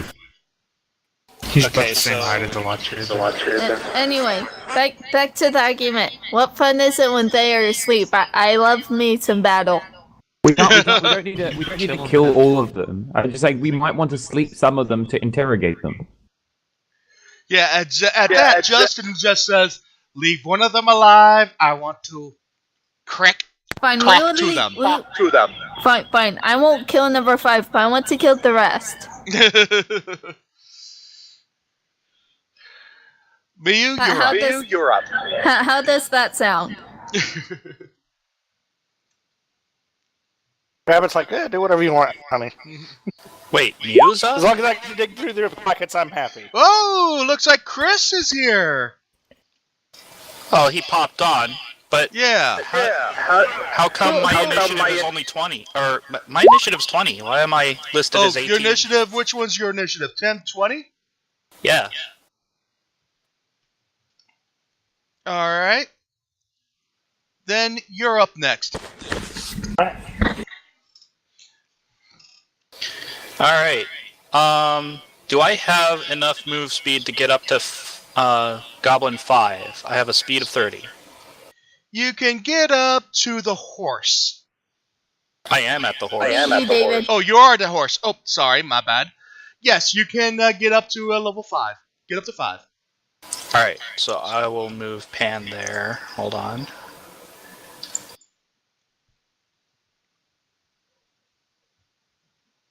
User entered your channel. Hey, Nathan. Oh, sweet. Cool, you have Hello, that we set are up. currently battling goblins. This is my brother. You didn't come through for some reason, Crow. Yep. Okay. I'm not there we go. entirely sure. Okay. Yay.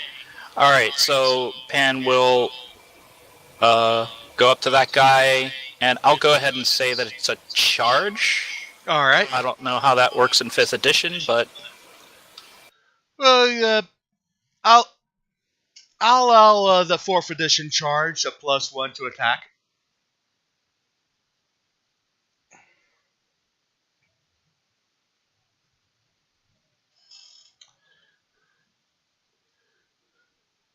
That will hit. Alright. I'm curious why it says 2017. That's the 20 is the normal roll. The 17 is whenever you have advantage or disadvantage. Oh, okay. Mm-hmm. So you just need to roll damage. I think it's...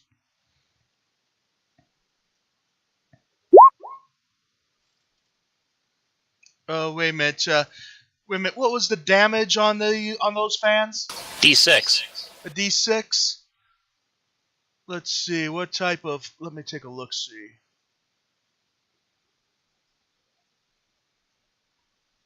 Where's the damage button on those?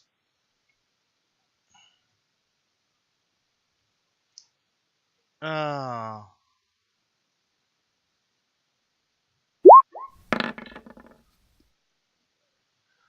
From the looks of things, you have to roll the damage the hard way. Okay. Chris, you need any? Nathan, do you need any help with the with your character sheet? I'm figuring it out right now. All right. Alright, well I rolled max damage, so... Yeah, max damage D6. It'll probably be with your dexterity, so that's 8 points of damage. Oh, cool. I get to add dex to my damage? Yeah. You get to add your modifier if you're proficient. Mm-hmm. Very sweet. Not to damage.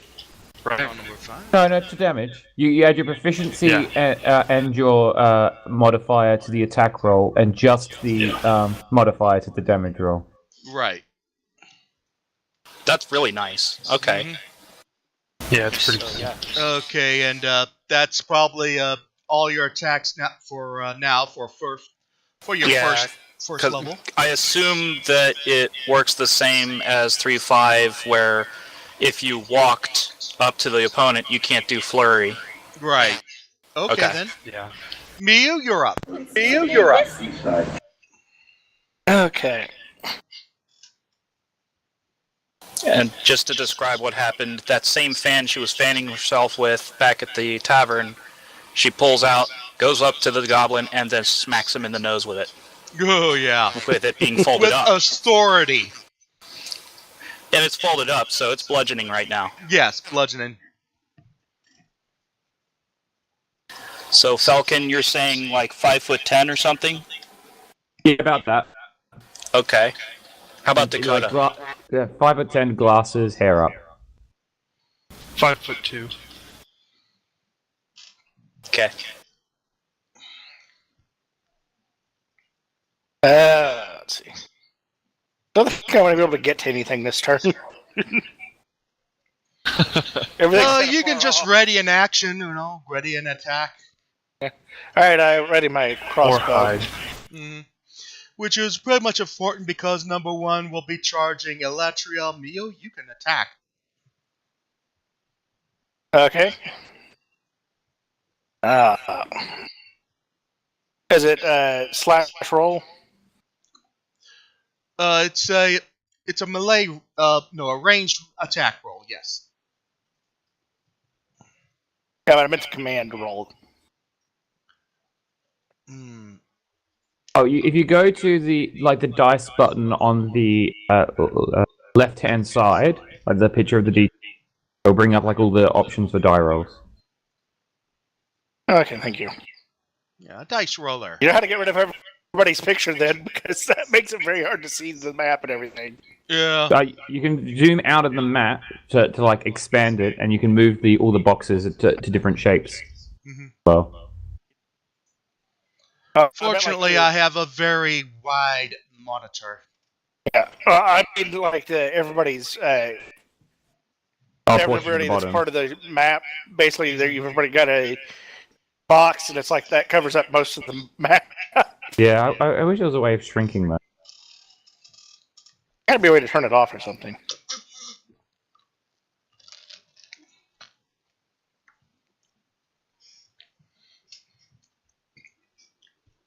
Ah, I found it. Yeah, I just if you hit the I cog, just hard coded into the chat window myself. Yeah, you can do it. You can do it if you go to the cog icon on the top right and scroll all the way down to the bottom. Yeah, there's a player You roll avatar the attack roll. The 17 will hit. Okay, it's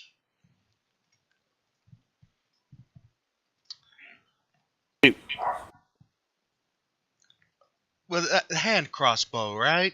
yeah. But each side, since I'm a smaller creature, I have a smaller one, so it doesn't do as much damage. Yeah. Well, I'm gonna say you do the. No, I'm gonna say you do this regular D6. Okay. Yeah, you can roll the D6. Yeah. You can just use a normal. Yeah, just if you're a small size, it doesn't do the any penalty to the dice roll. And you should be able to add your.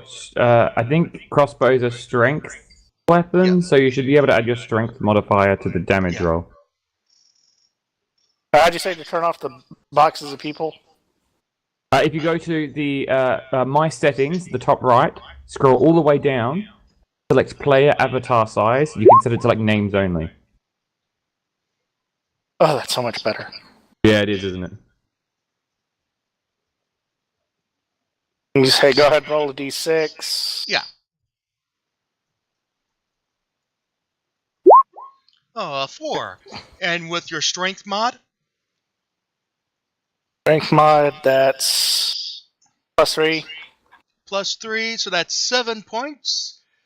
Bloodies number 1. But he decides to swing at Elatra. Let's see, Goblin, let's see. Hey, Mia. And Nia. Yo. Shall I just go ahead and make you 3 foot at the top of your head? Sure, give me a second, I'll link you an idea of what I look like. Okay, sweet. Actually, here, I'll type in my email in the chat box. Second nat 1 of the night, and the Goblin just plain tomahawks his scimitar. It's here somewhere. There's a scimitar right there.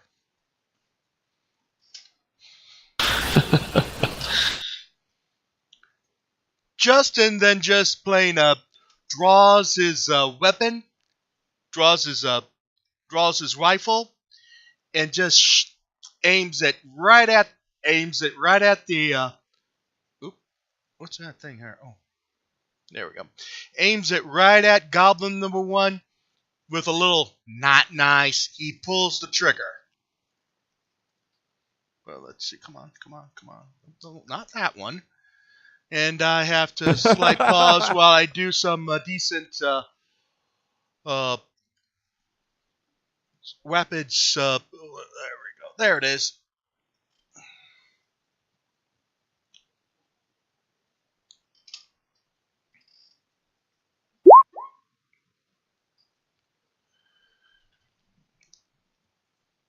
$16. That'll hit. And that just plain sends number 1 reeling back with a bullet right in his He just hits him right between the eyes. Sends the Goblin flying back away from the Elatra and just plain clumples in a heap. God. And you hear this big old bang, and a fluff of smoke is playing up, and a fluff of smoke. That just exited that little tube there. Hey, Crow, who are you playing? Well, I don't know. Oh. I'm working on Nathan right now, because...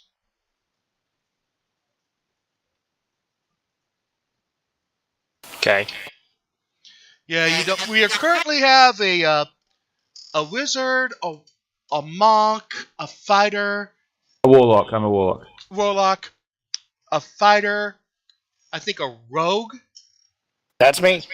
Yeah.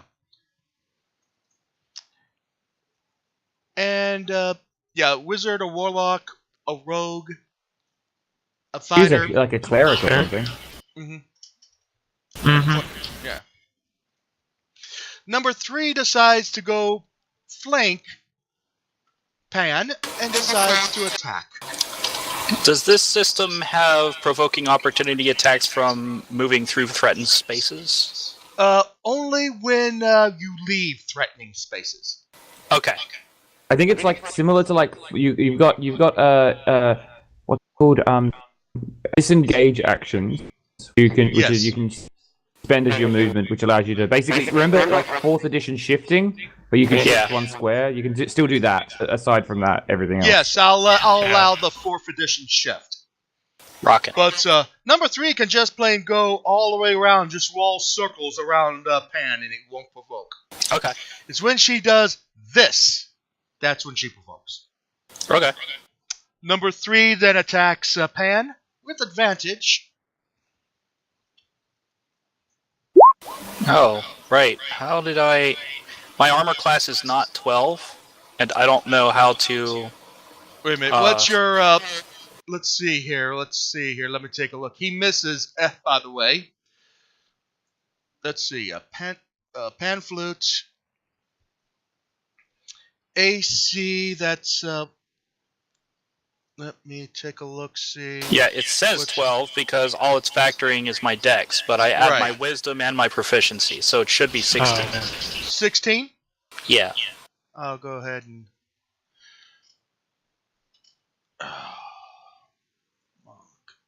16.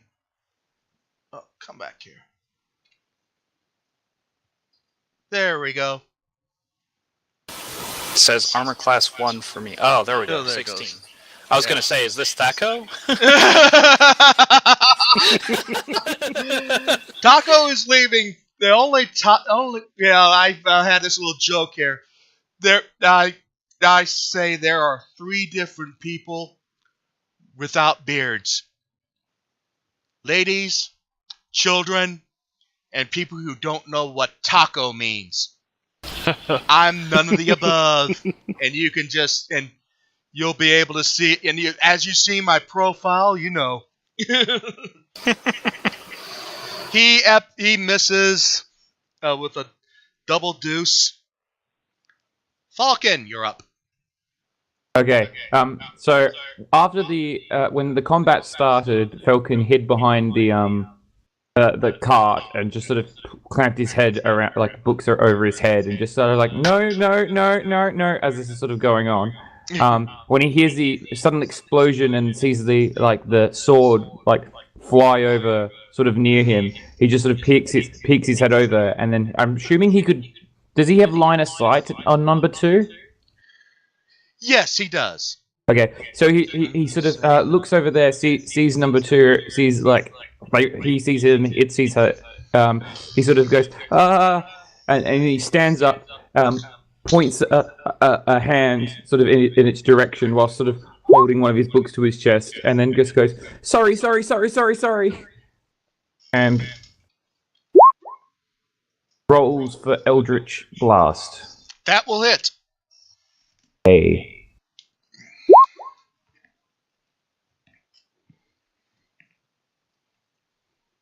Third cleric.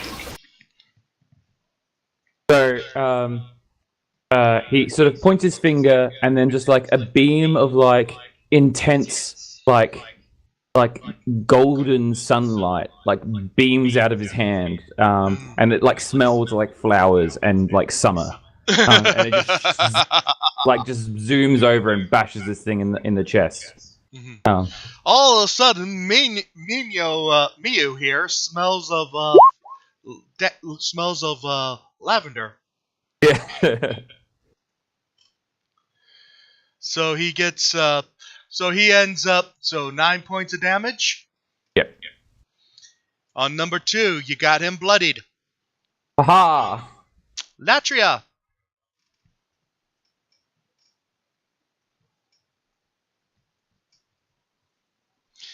You just seen Alright. you just seen number one get you just seen a goblin Annihilated. almost swing a sword at your face, but he got pwned. Elytra is highly amused by all of this. She's loving the explosion and goblin blood that splatters all over her.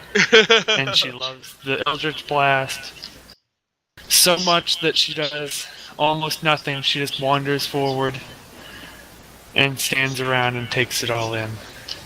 Oh my god. Meanwhile, Justin just plain says, "El Skullfig."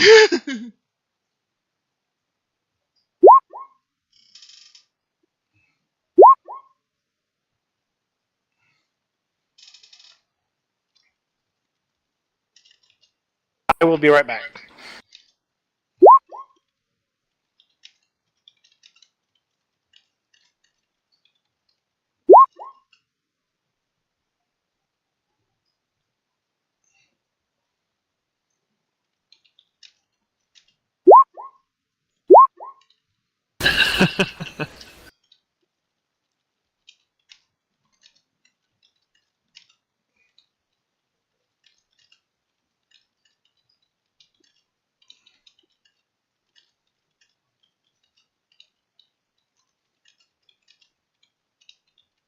The point is, Justin's basically there to keep things from becoming too hairy, you know.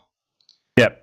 Mm-hmm. No one round TPKs or anything. Okay, Elytra just plain does nothing. She just plain walks over. Probably, I don't know if she delays or readies an action, but she just plain. Wow. I think I will ready in action. I'll probably pull up my sword while I walk too. Yes. And if 2 comes towards me, I'll cut him down. Right. Grace! Your turn to shine. Time for you to do the stabby stabby McJank trademark and copyrighted. Am I in running distance of number 2? You're in running distance of all of them.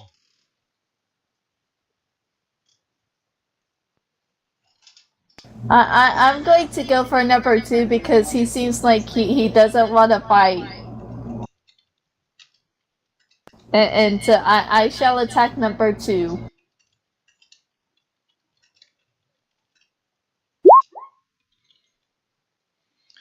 The what? The 6 hit? What's your modifier? Strength modifier.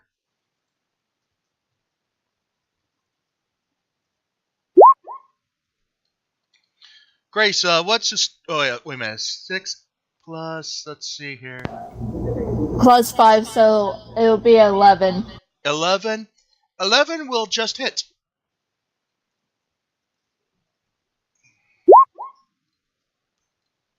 Oh wait a minute. Strike that. 11 will miss. 11 will miss. My bad. Darn. Sorry. So you try to do number 2? Yes. Alright.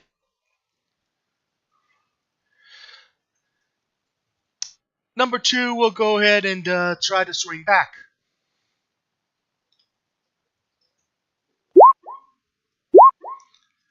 Almost a third one, but it rolled over to the 19. Does a 23 hit? Does a 23 hit. A level 1 character. I think a 23 does hit anybody. Yeah. Okay, what's the damage? Partly 4 points of slashing. Okay. Number 4 is number 5 is up. He He tells Waves number 4 to head on over and head up on front, and goes after Pan again with his scimitar.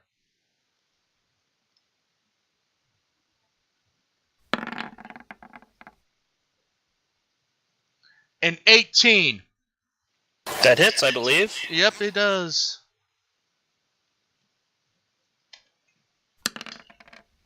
Ooh, 6 points. At this point, red 2. At this point, Darcy pops up, Black Bee, and realizes that her healing talents might be needed. She pops up and heads over to the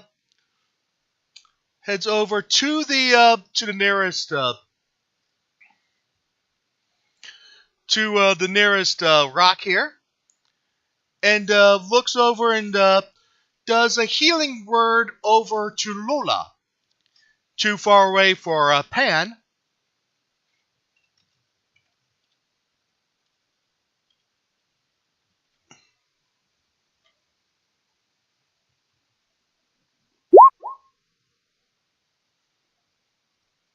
How do I create a macro again? Oh.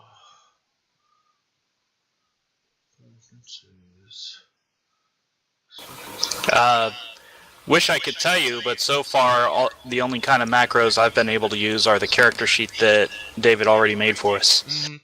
And she heals Lola for 5 points. Okay.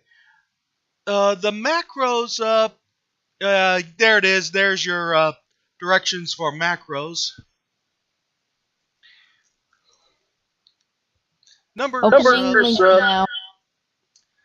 4 decides to rush up to Elatra, which might trigger her action.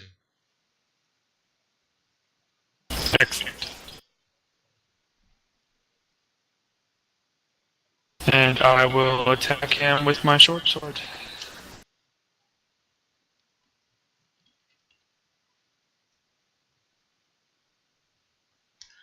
The 12 will miss, though. Alrighty.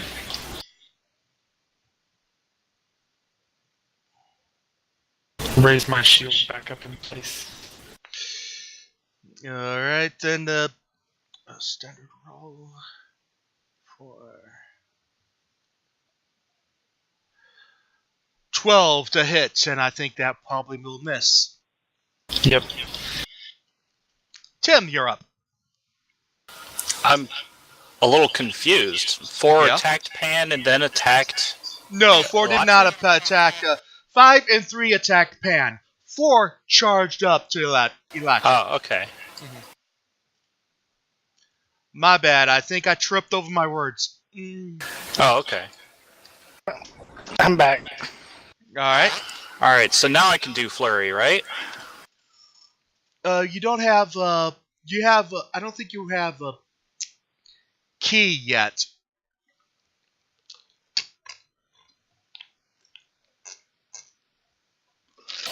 Wait a minute, let me take a look, see.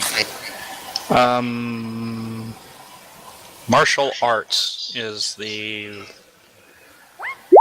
class feature.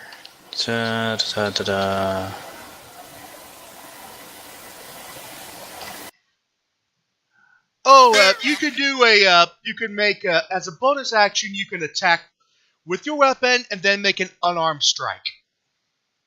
Yeah, That's you a don't. bonus. Yeah, you can roll 1d4 and base the damage of your unarmed strike as a monk weapon. Roll dexterity and strength. Ah.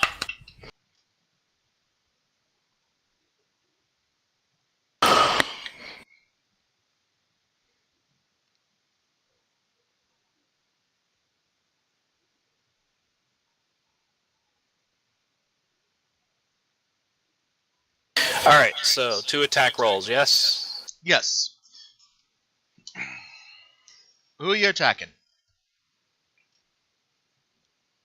First attack roll versus number 5. I'm gonna see if that downs him first. Alright. Does 13 hit?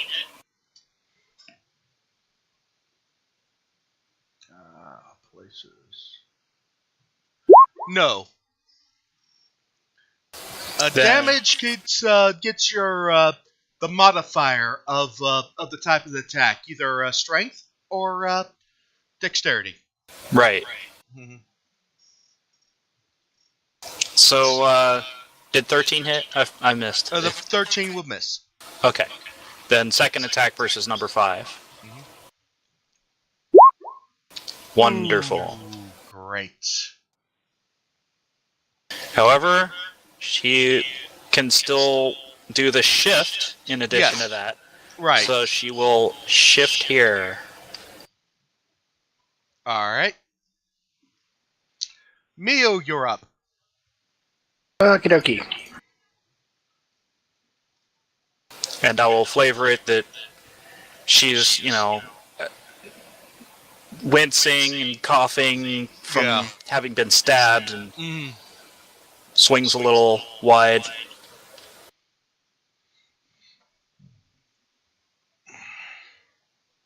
He moves down over here in front of this rock and takes careful aim at 2. Mm-hmm.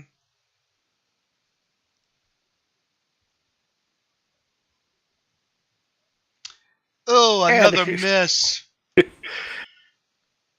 wind, distracted him slightly and threw off his aim. Thought he heard the jingle of money somewhere. Yes, he did. Justin runs around and accompanies his brew. Notices that Pan is having a little bit of a problem, so he readies his little rifle and tries to do a long shot.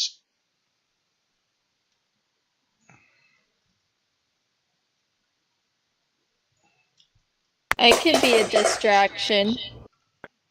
No, Grace. You know it could happen, David. Places. He rolls a 15 and 5, just plain fine, and number 5 just has a little slug just plain bounce right off his forehead.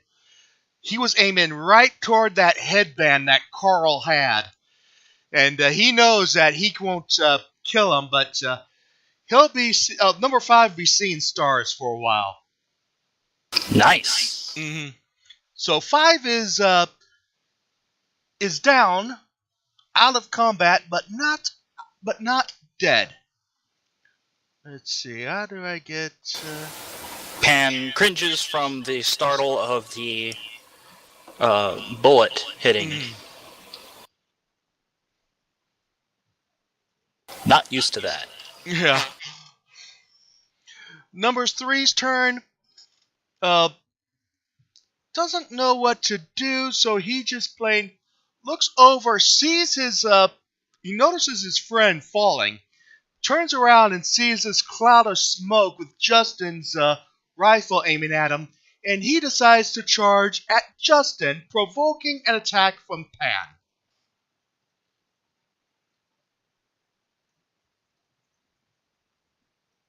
Crit. Oh man, wow. Max damage. Wow. Natural 20, nice. In 5th edition, it's not. Oh, well, I mean, so the damage is doubled. Damage is doubled. Okay. So it's 2 rolls of the attack. Thanks for reminding me. You're the official rules reminder. Yeah, sorry, man. I could use them. I could use the help. And I can do opportunity with my weapon, so... Right. Yep. That'll be 2d6 plus my mod, right? Right. But unlike 3-5, the mod doesn't get doubled. Right. Well. Okay. Yeah. Still, 9 damage is pretty nice. Yes. Yeah. Yes. Yes. Well, especially when it's free. Bloodied number 3. And he stops right there. And I'm gonna say he attacks too. You. Oh!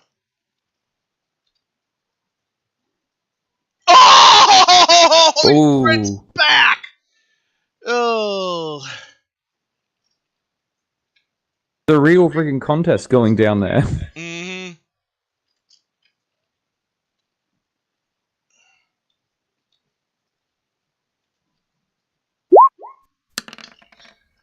For 12 points. Ooh. Let's see. She was at 4. So 4, she's now at -8. I'm gonna say that she's just plain unconscious. She's not dead yet. I don't have the insta kill. Falcon, you're up. Okay. Falcon, hearing all of the commotion coming from the sort of further down, sort of puts his face, moves over, sees Lola sort of hacking away at the or attempting to hack away at number 2, and will sort of move over the front over here to an opportune sort of space, and will try to attack. Can I attack over? Is this Yeah, you can carriage? attack through allies. What about is the carriage blocking my way to attack number 3, or is it like on its angle? The carriage will probably attack. Carriage blocks your view of number 3. Cool. Okay, I'll go for number 4 then. So Falcon just says duck, and not the bird, and then does a 15. 15 will hit. Yay! Death to everything. He's like Ooh, 7 points. the beam of like sunlight and the fragrant floral scent beams past her head. Yeah. Strikes him in the chest, and he is slightly more dead, but also smells slightly better at the same time. Yep. Mm-hmm. Electra. Electra is once again delighted by the Eldritch Blast and yells, next time pick a better bird. And then moves forward to the leading edge of the cart and draws her bow and fires that at 3. That would provoke against number 4. He's still up. Okay. Is he? Damn. Yeah. Okay. Number 4's still up. I'll stab him in the throat then.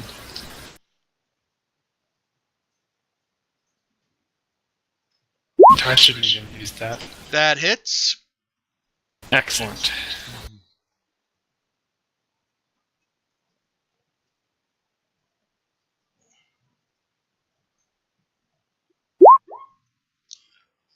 I'm going to say that is enough to kill number 4.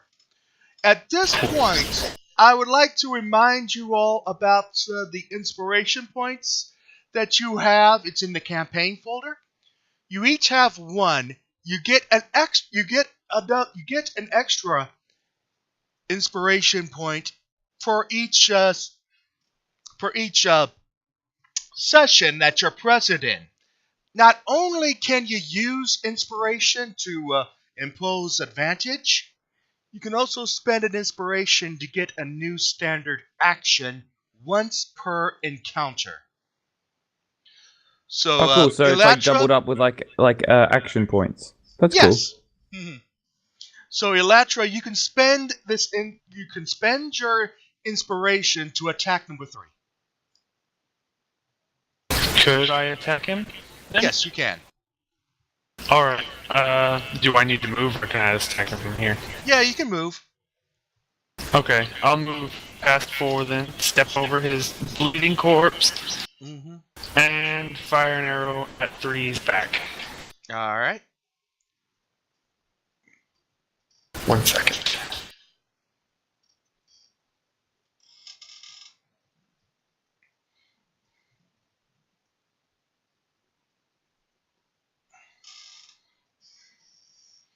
$18 will hit.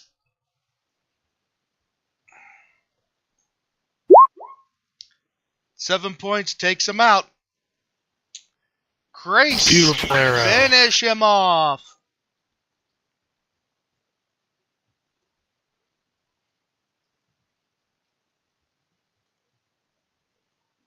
$18 will hit. Alright.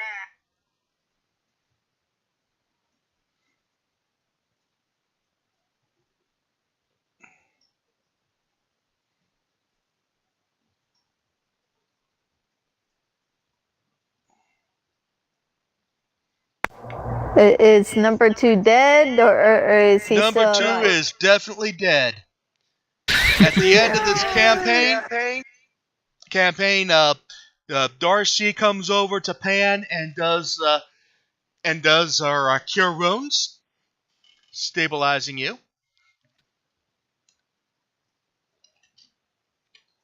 Alright. How, Heals you what's for our hit points 16. now? You're at 16. Oh. Yeah, all healing starts at 0. And number 5 is left pretty much is still unconscious, but still alive. And Justin just plain walks over there and kind of like grabs the band from his head and just plain waits for him to wake up. So who just healed me? Darcy did. For how much? 16 total points. Goodness. So I'm back to full. Yeah. Like I said, that's what Darcy's there. She's known as the designated healer. Or the heal bot.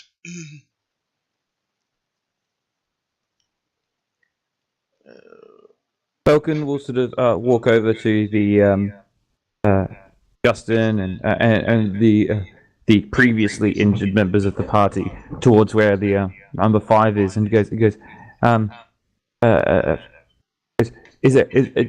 you think there's anything we could extract from this monstrosity, or should we and then he does like a finger across the neck thing. Pan gets up. Justin then looks over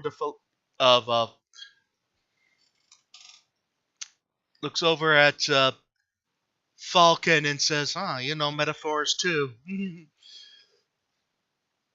Well,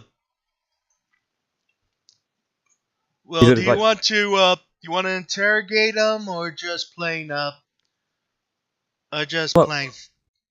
Well, perhaps there might be something that I could find out if I may.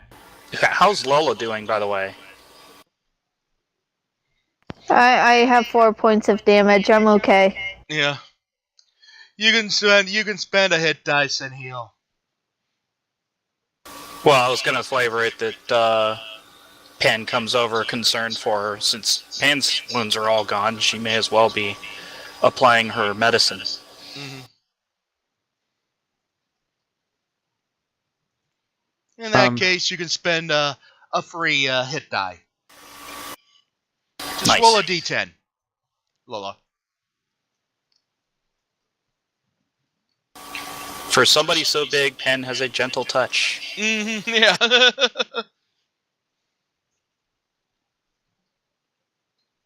Whilst that's happening, Falcon will approach the goblin with the bandana, number 5, and will sort of prod him very gently with one extended finger, and we'll turn to Justin and goes, hold him down if you could. He does, he kind of like takes a rope and just plain hog ties him. Why am I now imagining stuttering Falcon suddenly pulling out like scarecrow gas and becoming this demon? Oh, great! Yeah. First Disney, then Warner Brothers. No movie studios is safe. No, absolutely not. This is a very uncopyright friendly game. No way. Falcon will walk up to the now bound goblin and goes, and he will sort of take off his glasses and take off his glasses and pull off the thing that's keeping his hair tied up, and just like his hair falls down to its side in like a Pantene commercial, and he'll sort of turn over and look directly at him, and he goes. He'll sort of go, he's like, why did you come here? Why did you... What? Why are you here? Why? What are you here for?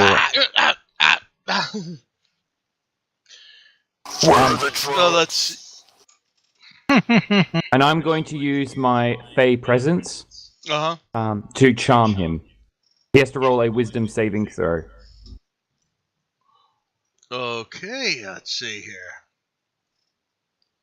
The save is 13. Alright, thanks for question. that. Wisdom save? Sorry? Question. Am I healed or was I left alone? Yep, you healed. Ken went up to you and healed you. Oh wow, okay, he's so totally saved. Oh man, like saying... the goblin just plain opens his eyes and says, Dude, I just saw you stutter 5 minutes ago. Having been called out, he kind of like puts his hair back up again. He goes, I mean... You kind of takes over from here and walks up to the goblin and kind of slapping him with his longsword. Now listen, I understand you like to steal from folk. I get that. But you kind of seem to have crossed a line here. This is my territory. Now, explain to me what the hell you were thinking. Your territory? This is Cragmar's territory. Who's Cragmar? Cragmar is our tribe. Our leader is Clog. Are there more of you? Yeah, there are 20. There are almost 20 of us in a lair that we dragged stupid dwarf draft to. I kind of try to persuade him to say this is my territory. And Justin just plain grabs him by the collar, twists the collar a little bit so he tightens it up, and it says, even though he stutters, you can see that he's kind of trying to be menacing. He says, "Where's your little lair? I got a bone to pick with my friend." And he's probably picking bones off yours. At this, Mew just kind of slaps him with his longsword, and tries to persuade him that this is his area. Very well. 11. The goblin just laughs and says, What makes you think this area belongs to a little bunny rabbit? What you gonna do? Nip us on our bums? And he goes, "Hush, green beast," Falcon says. He goes, "Please, tell us where we might be able to find the dwarf you captured. We have a business. And your life could be spared if you assisted us with our business." At this point, yeah, go ahead, roll.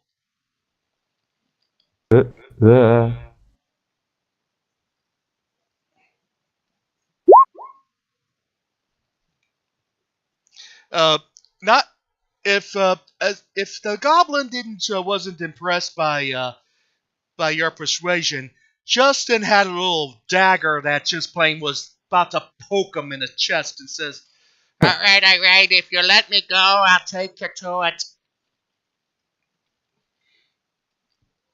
Please lead the way. Mm-hmm.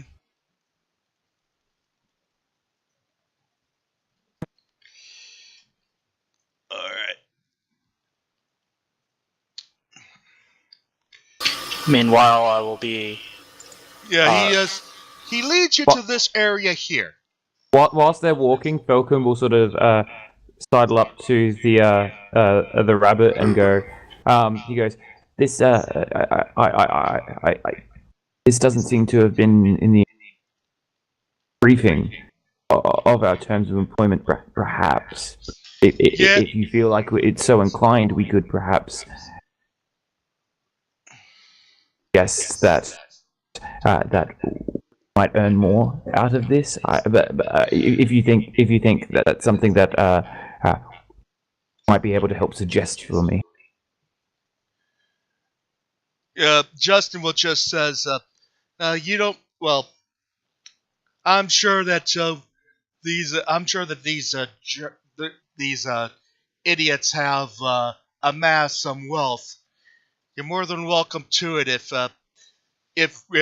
when we find them. I just want to get my little dwarf friend back. I can't without him. Without him, most of the stuff I built will probably crumble as soon as I activate them." I understand. Sorry. But I'm sure to add a little extra into the kitty. I'm not going to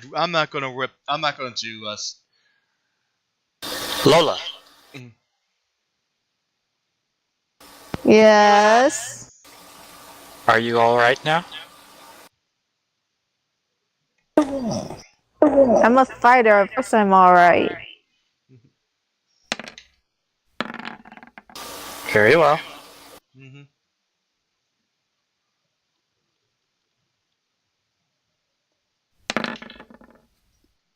I find this battle somewhat short. I would like to battle the other. I would like to battle the other goblins. He leads the goblin leads you over to the camp without too much incident, and Justin just plain drop kicks him. Justin says, "Okay, you may go." Justin lets the dwarf go, but not before punching him a good 30 feet. He's just plain yipping his way all the way over into the woods. God. I turn to Justin and pretty much bitch slap him in the face and go, why couldn't we battle the rest? We are.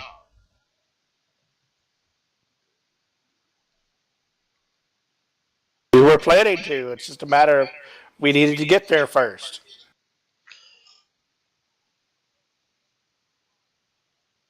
But why kick the little beast?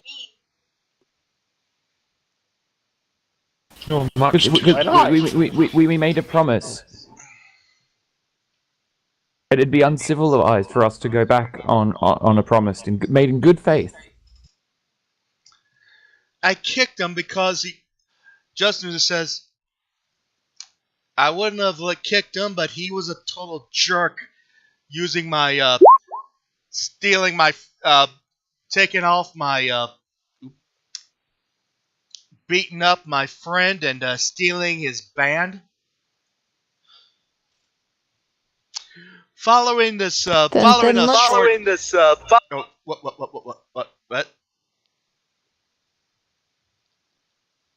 I was gonna say, then let's go follow him. Well, he leads you over to this end of the trail, and you come across a large cave in the hillside 5 miles from in the hillside. A shallow stream is flowing out of the mouth, which is screened by dense briar thickets. A narrow dry path leads into the cave on the right-handed side of the stream. This is where you are at the token. I just said, there's plenty, and Justin will probably says, there are plenty of goblins in this cave.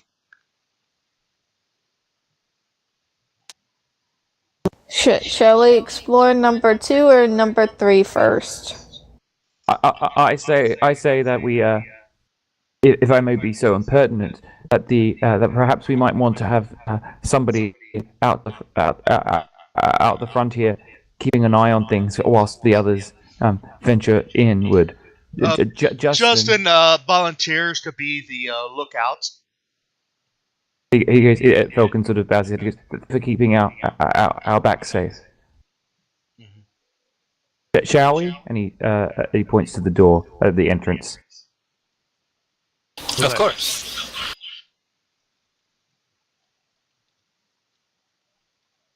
Pen's also be sure to thank Darcy for having healed her earlier. Darcy just says, "You're more than welcome. I do this all the time."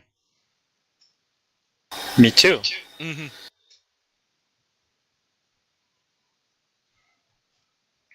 I find a clear way where I can practice with my sword.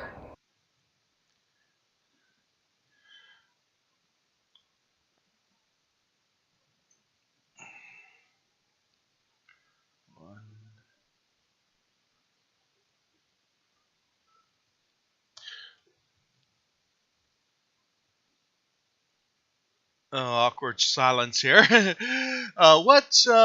Okay, you're here at this meeple. I suppose we just enter. Yeah. Oh, you just entered. Where are you going to be? Where you? All right. Falcon. Okay, you're heading toward here. This is where you're at. Yeah. Okay. You notice notice behind you, on the east side of the stream flowing from the cave mouth, a small area of briar thickets have been hollowed out from a lookout post or blind.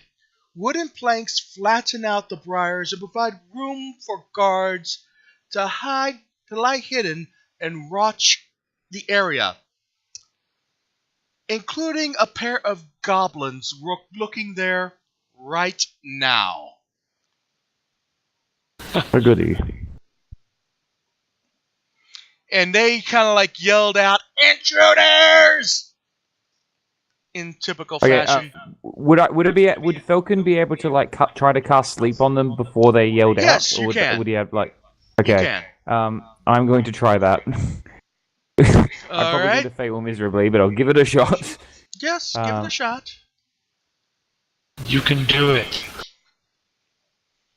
Hang on, let me just pull up the rules for sleep. I know it's like. Is it 5d8? Okay. Yeah. Okay, and.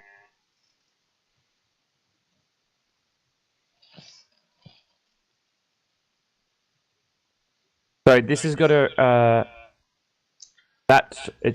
They say in, and then they flop off asleep. So yeah, Falcon just kind of like as he turns around, just sort of waves his hand sort of awkwardly, and like a light dust sort of falls on them, and they just block. Yep, that's exactly what happened.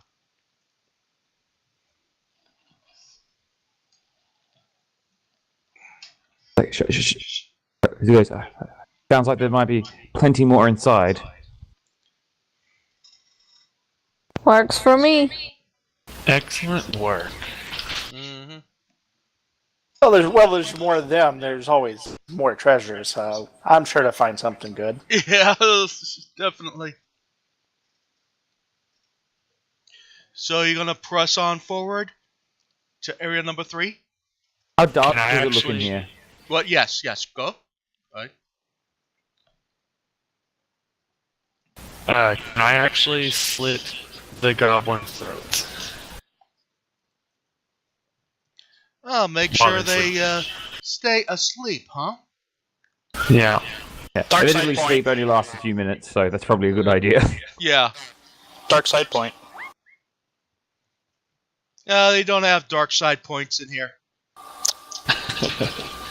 We do have a dark powers, but not a dark side point. Hold on a second. As you are about to do that, you hear a couple extra rustlings into the from the distance, and another player shows up. Chris, are you in the chat? Yes. Okay, yeah, you can make your little entrance. Okay. Spotlight Kid Icarus, only with hair. You're cutting in and out, Crow. I don't know what to do about that.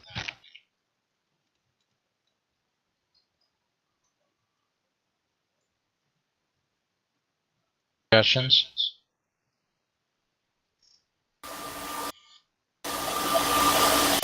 David? Type it up then. Yep, what? Any suggestions on how to help him with cutting in and out? Cutting in and out. You might need to suggest. You might need to modify the either the voice activation detection or use push to talk. Push to talk tends to be the fix-all for a lot of these things. Yes. Yeah, I just couldn't find out where it was. Alright, Crow. Yeah, are you good for... yeah, well, she was about to tell you. But are you good for push to talk, Crow? Yes. I think I figured it out. Sounds good. Okay. It says here, Latra might need to pop off for about 30 minutes. Maybe if we after Nathan does his entrance, we can pick it up for next week. Sure. Because Okay. it's about 20 minutes left in this session anyway. Okay. So Nathan, go ahead and go ahead and make your dramatic entrance. So, young angel-looking guy shows up, bow in hand, kind of glowing, and says, hello, who are you? And Justin just plain looks over and says, looks like we could say the same thing about you, friend. Oh, My name's Justin Darcy, and my compatriots here are rescuing a friend of mine. rescuing somebody. Mm-hmm. Yes. Okay, you didn't look like you'd be members of the Cragmaw gang. Well, I'm here to take them out. Mm. Well, looks like maybe we can pool our efforts. Sure. Mm-hmm. Indeed. You're an excellent luck. Mm-hmm. Logan just sort of I'm always eager to get rid of bows. rivals. Yeah. Does Lola have one or two swords? One for now. Mm-hmm. I like that for now. Yep. Okay, so what does your friend look like? Please tell me he doesn't look like a goblin.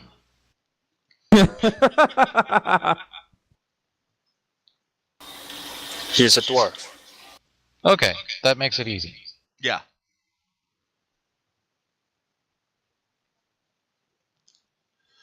Dwarf And with I like wings. to go stabby. I heard Stabbians orcs with wings. Just stabby and some other things that we shall not mention at this moment in time.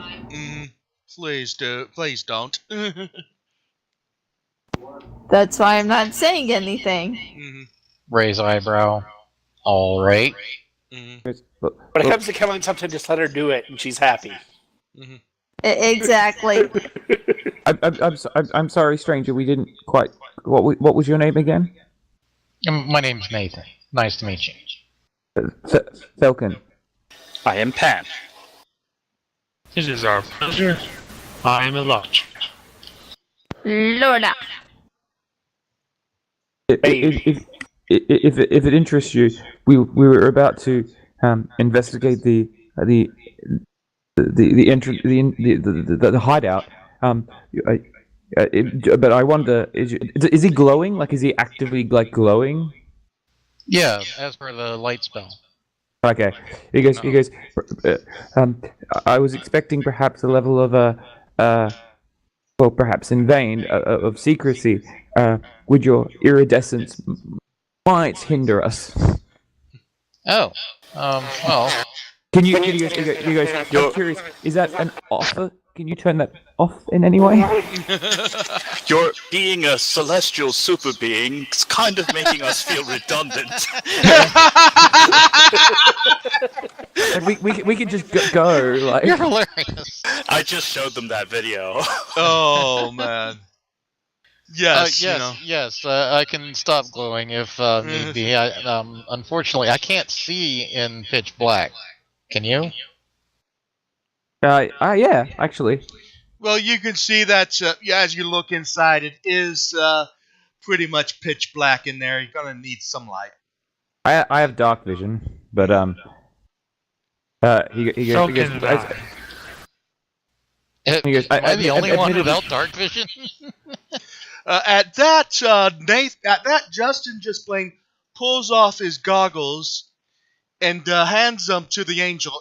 If you're gonna go in there, guns a-blazing, you're gonna need this. And he hands you, Nathan, his. Let's see. Gonna have to flop it over here.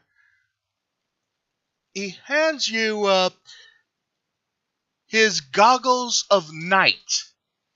Oh, nice. While wearing wearing those goggles, you have dark vision 60.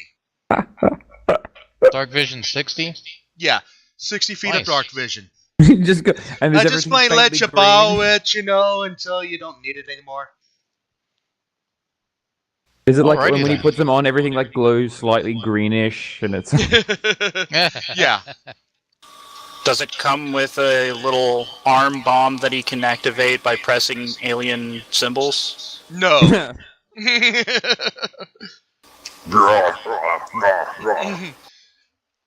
You want some candy?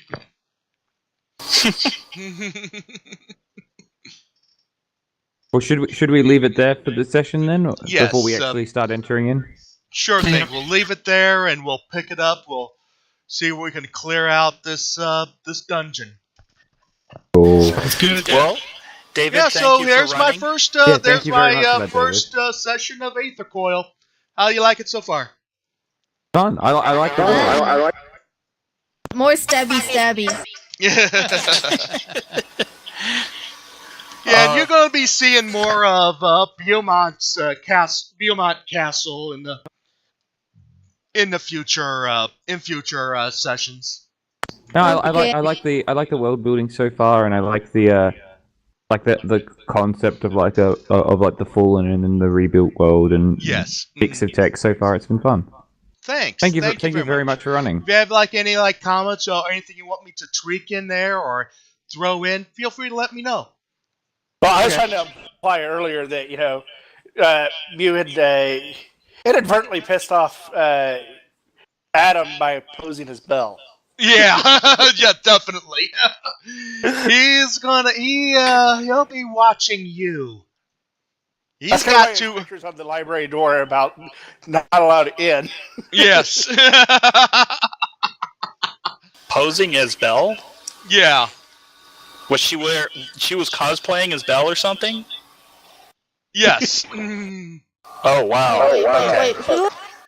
He likes Miyu likes to dress up in various outfits and just do some mayhem. Very much so. Okay. Not for any not any nefarious or anything, just for mischief. Well, You I must should tell me- depart, gents and ladies, but thank you very much for a fantastic session. All right. Thank you. I'll It see was you all wonderful next week. meeting you. All right. Lovely meeting you all too. Thank you Thanks. for making me feel welcome. All right. User disconnected from your channel. User go, disconnected kids. from your channel. User disconnected from your channel. Yeah. Disconnected from your channel. User tried to disconnect from the channel. But Yeah. Oh man, that was fun.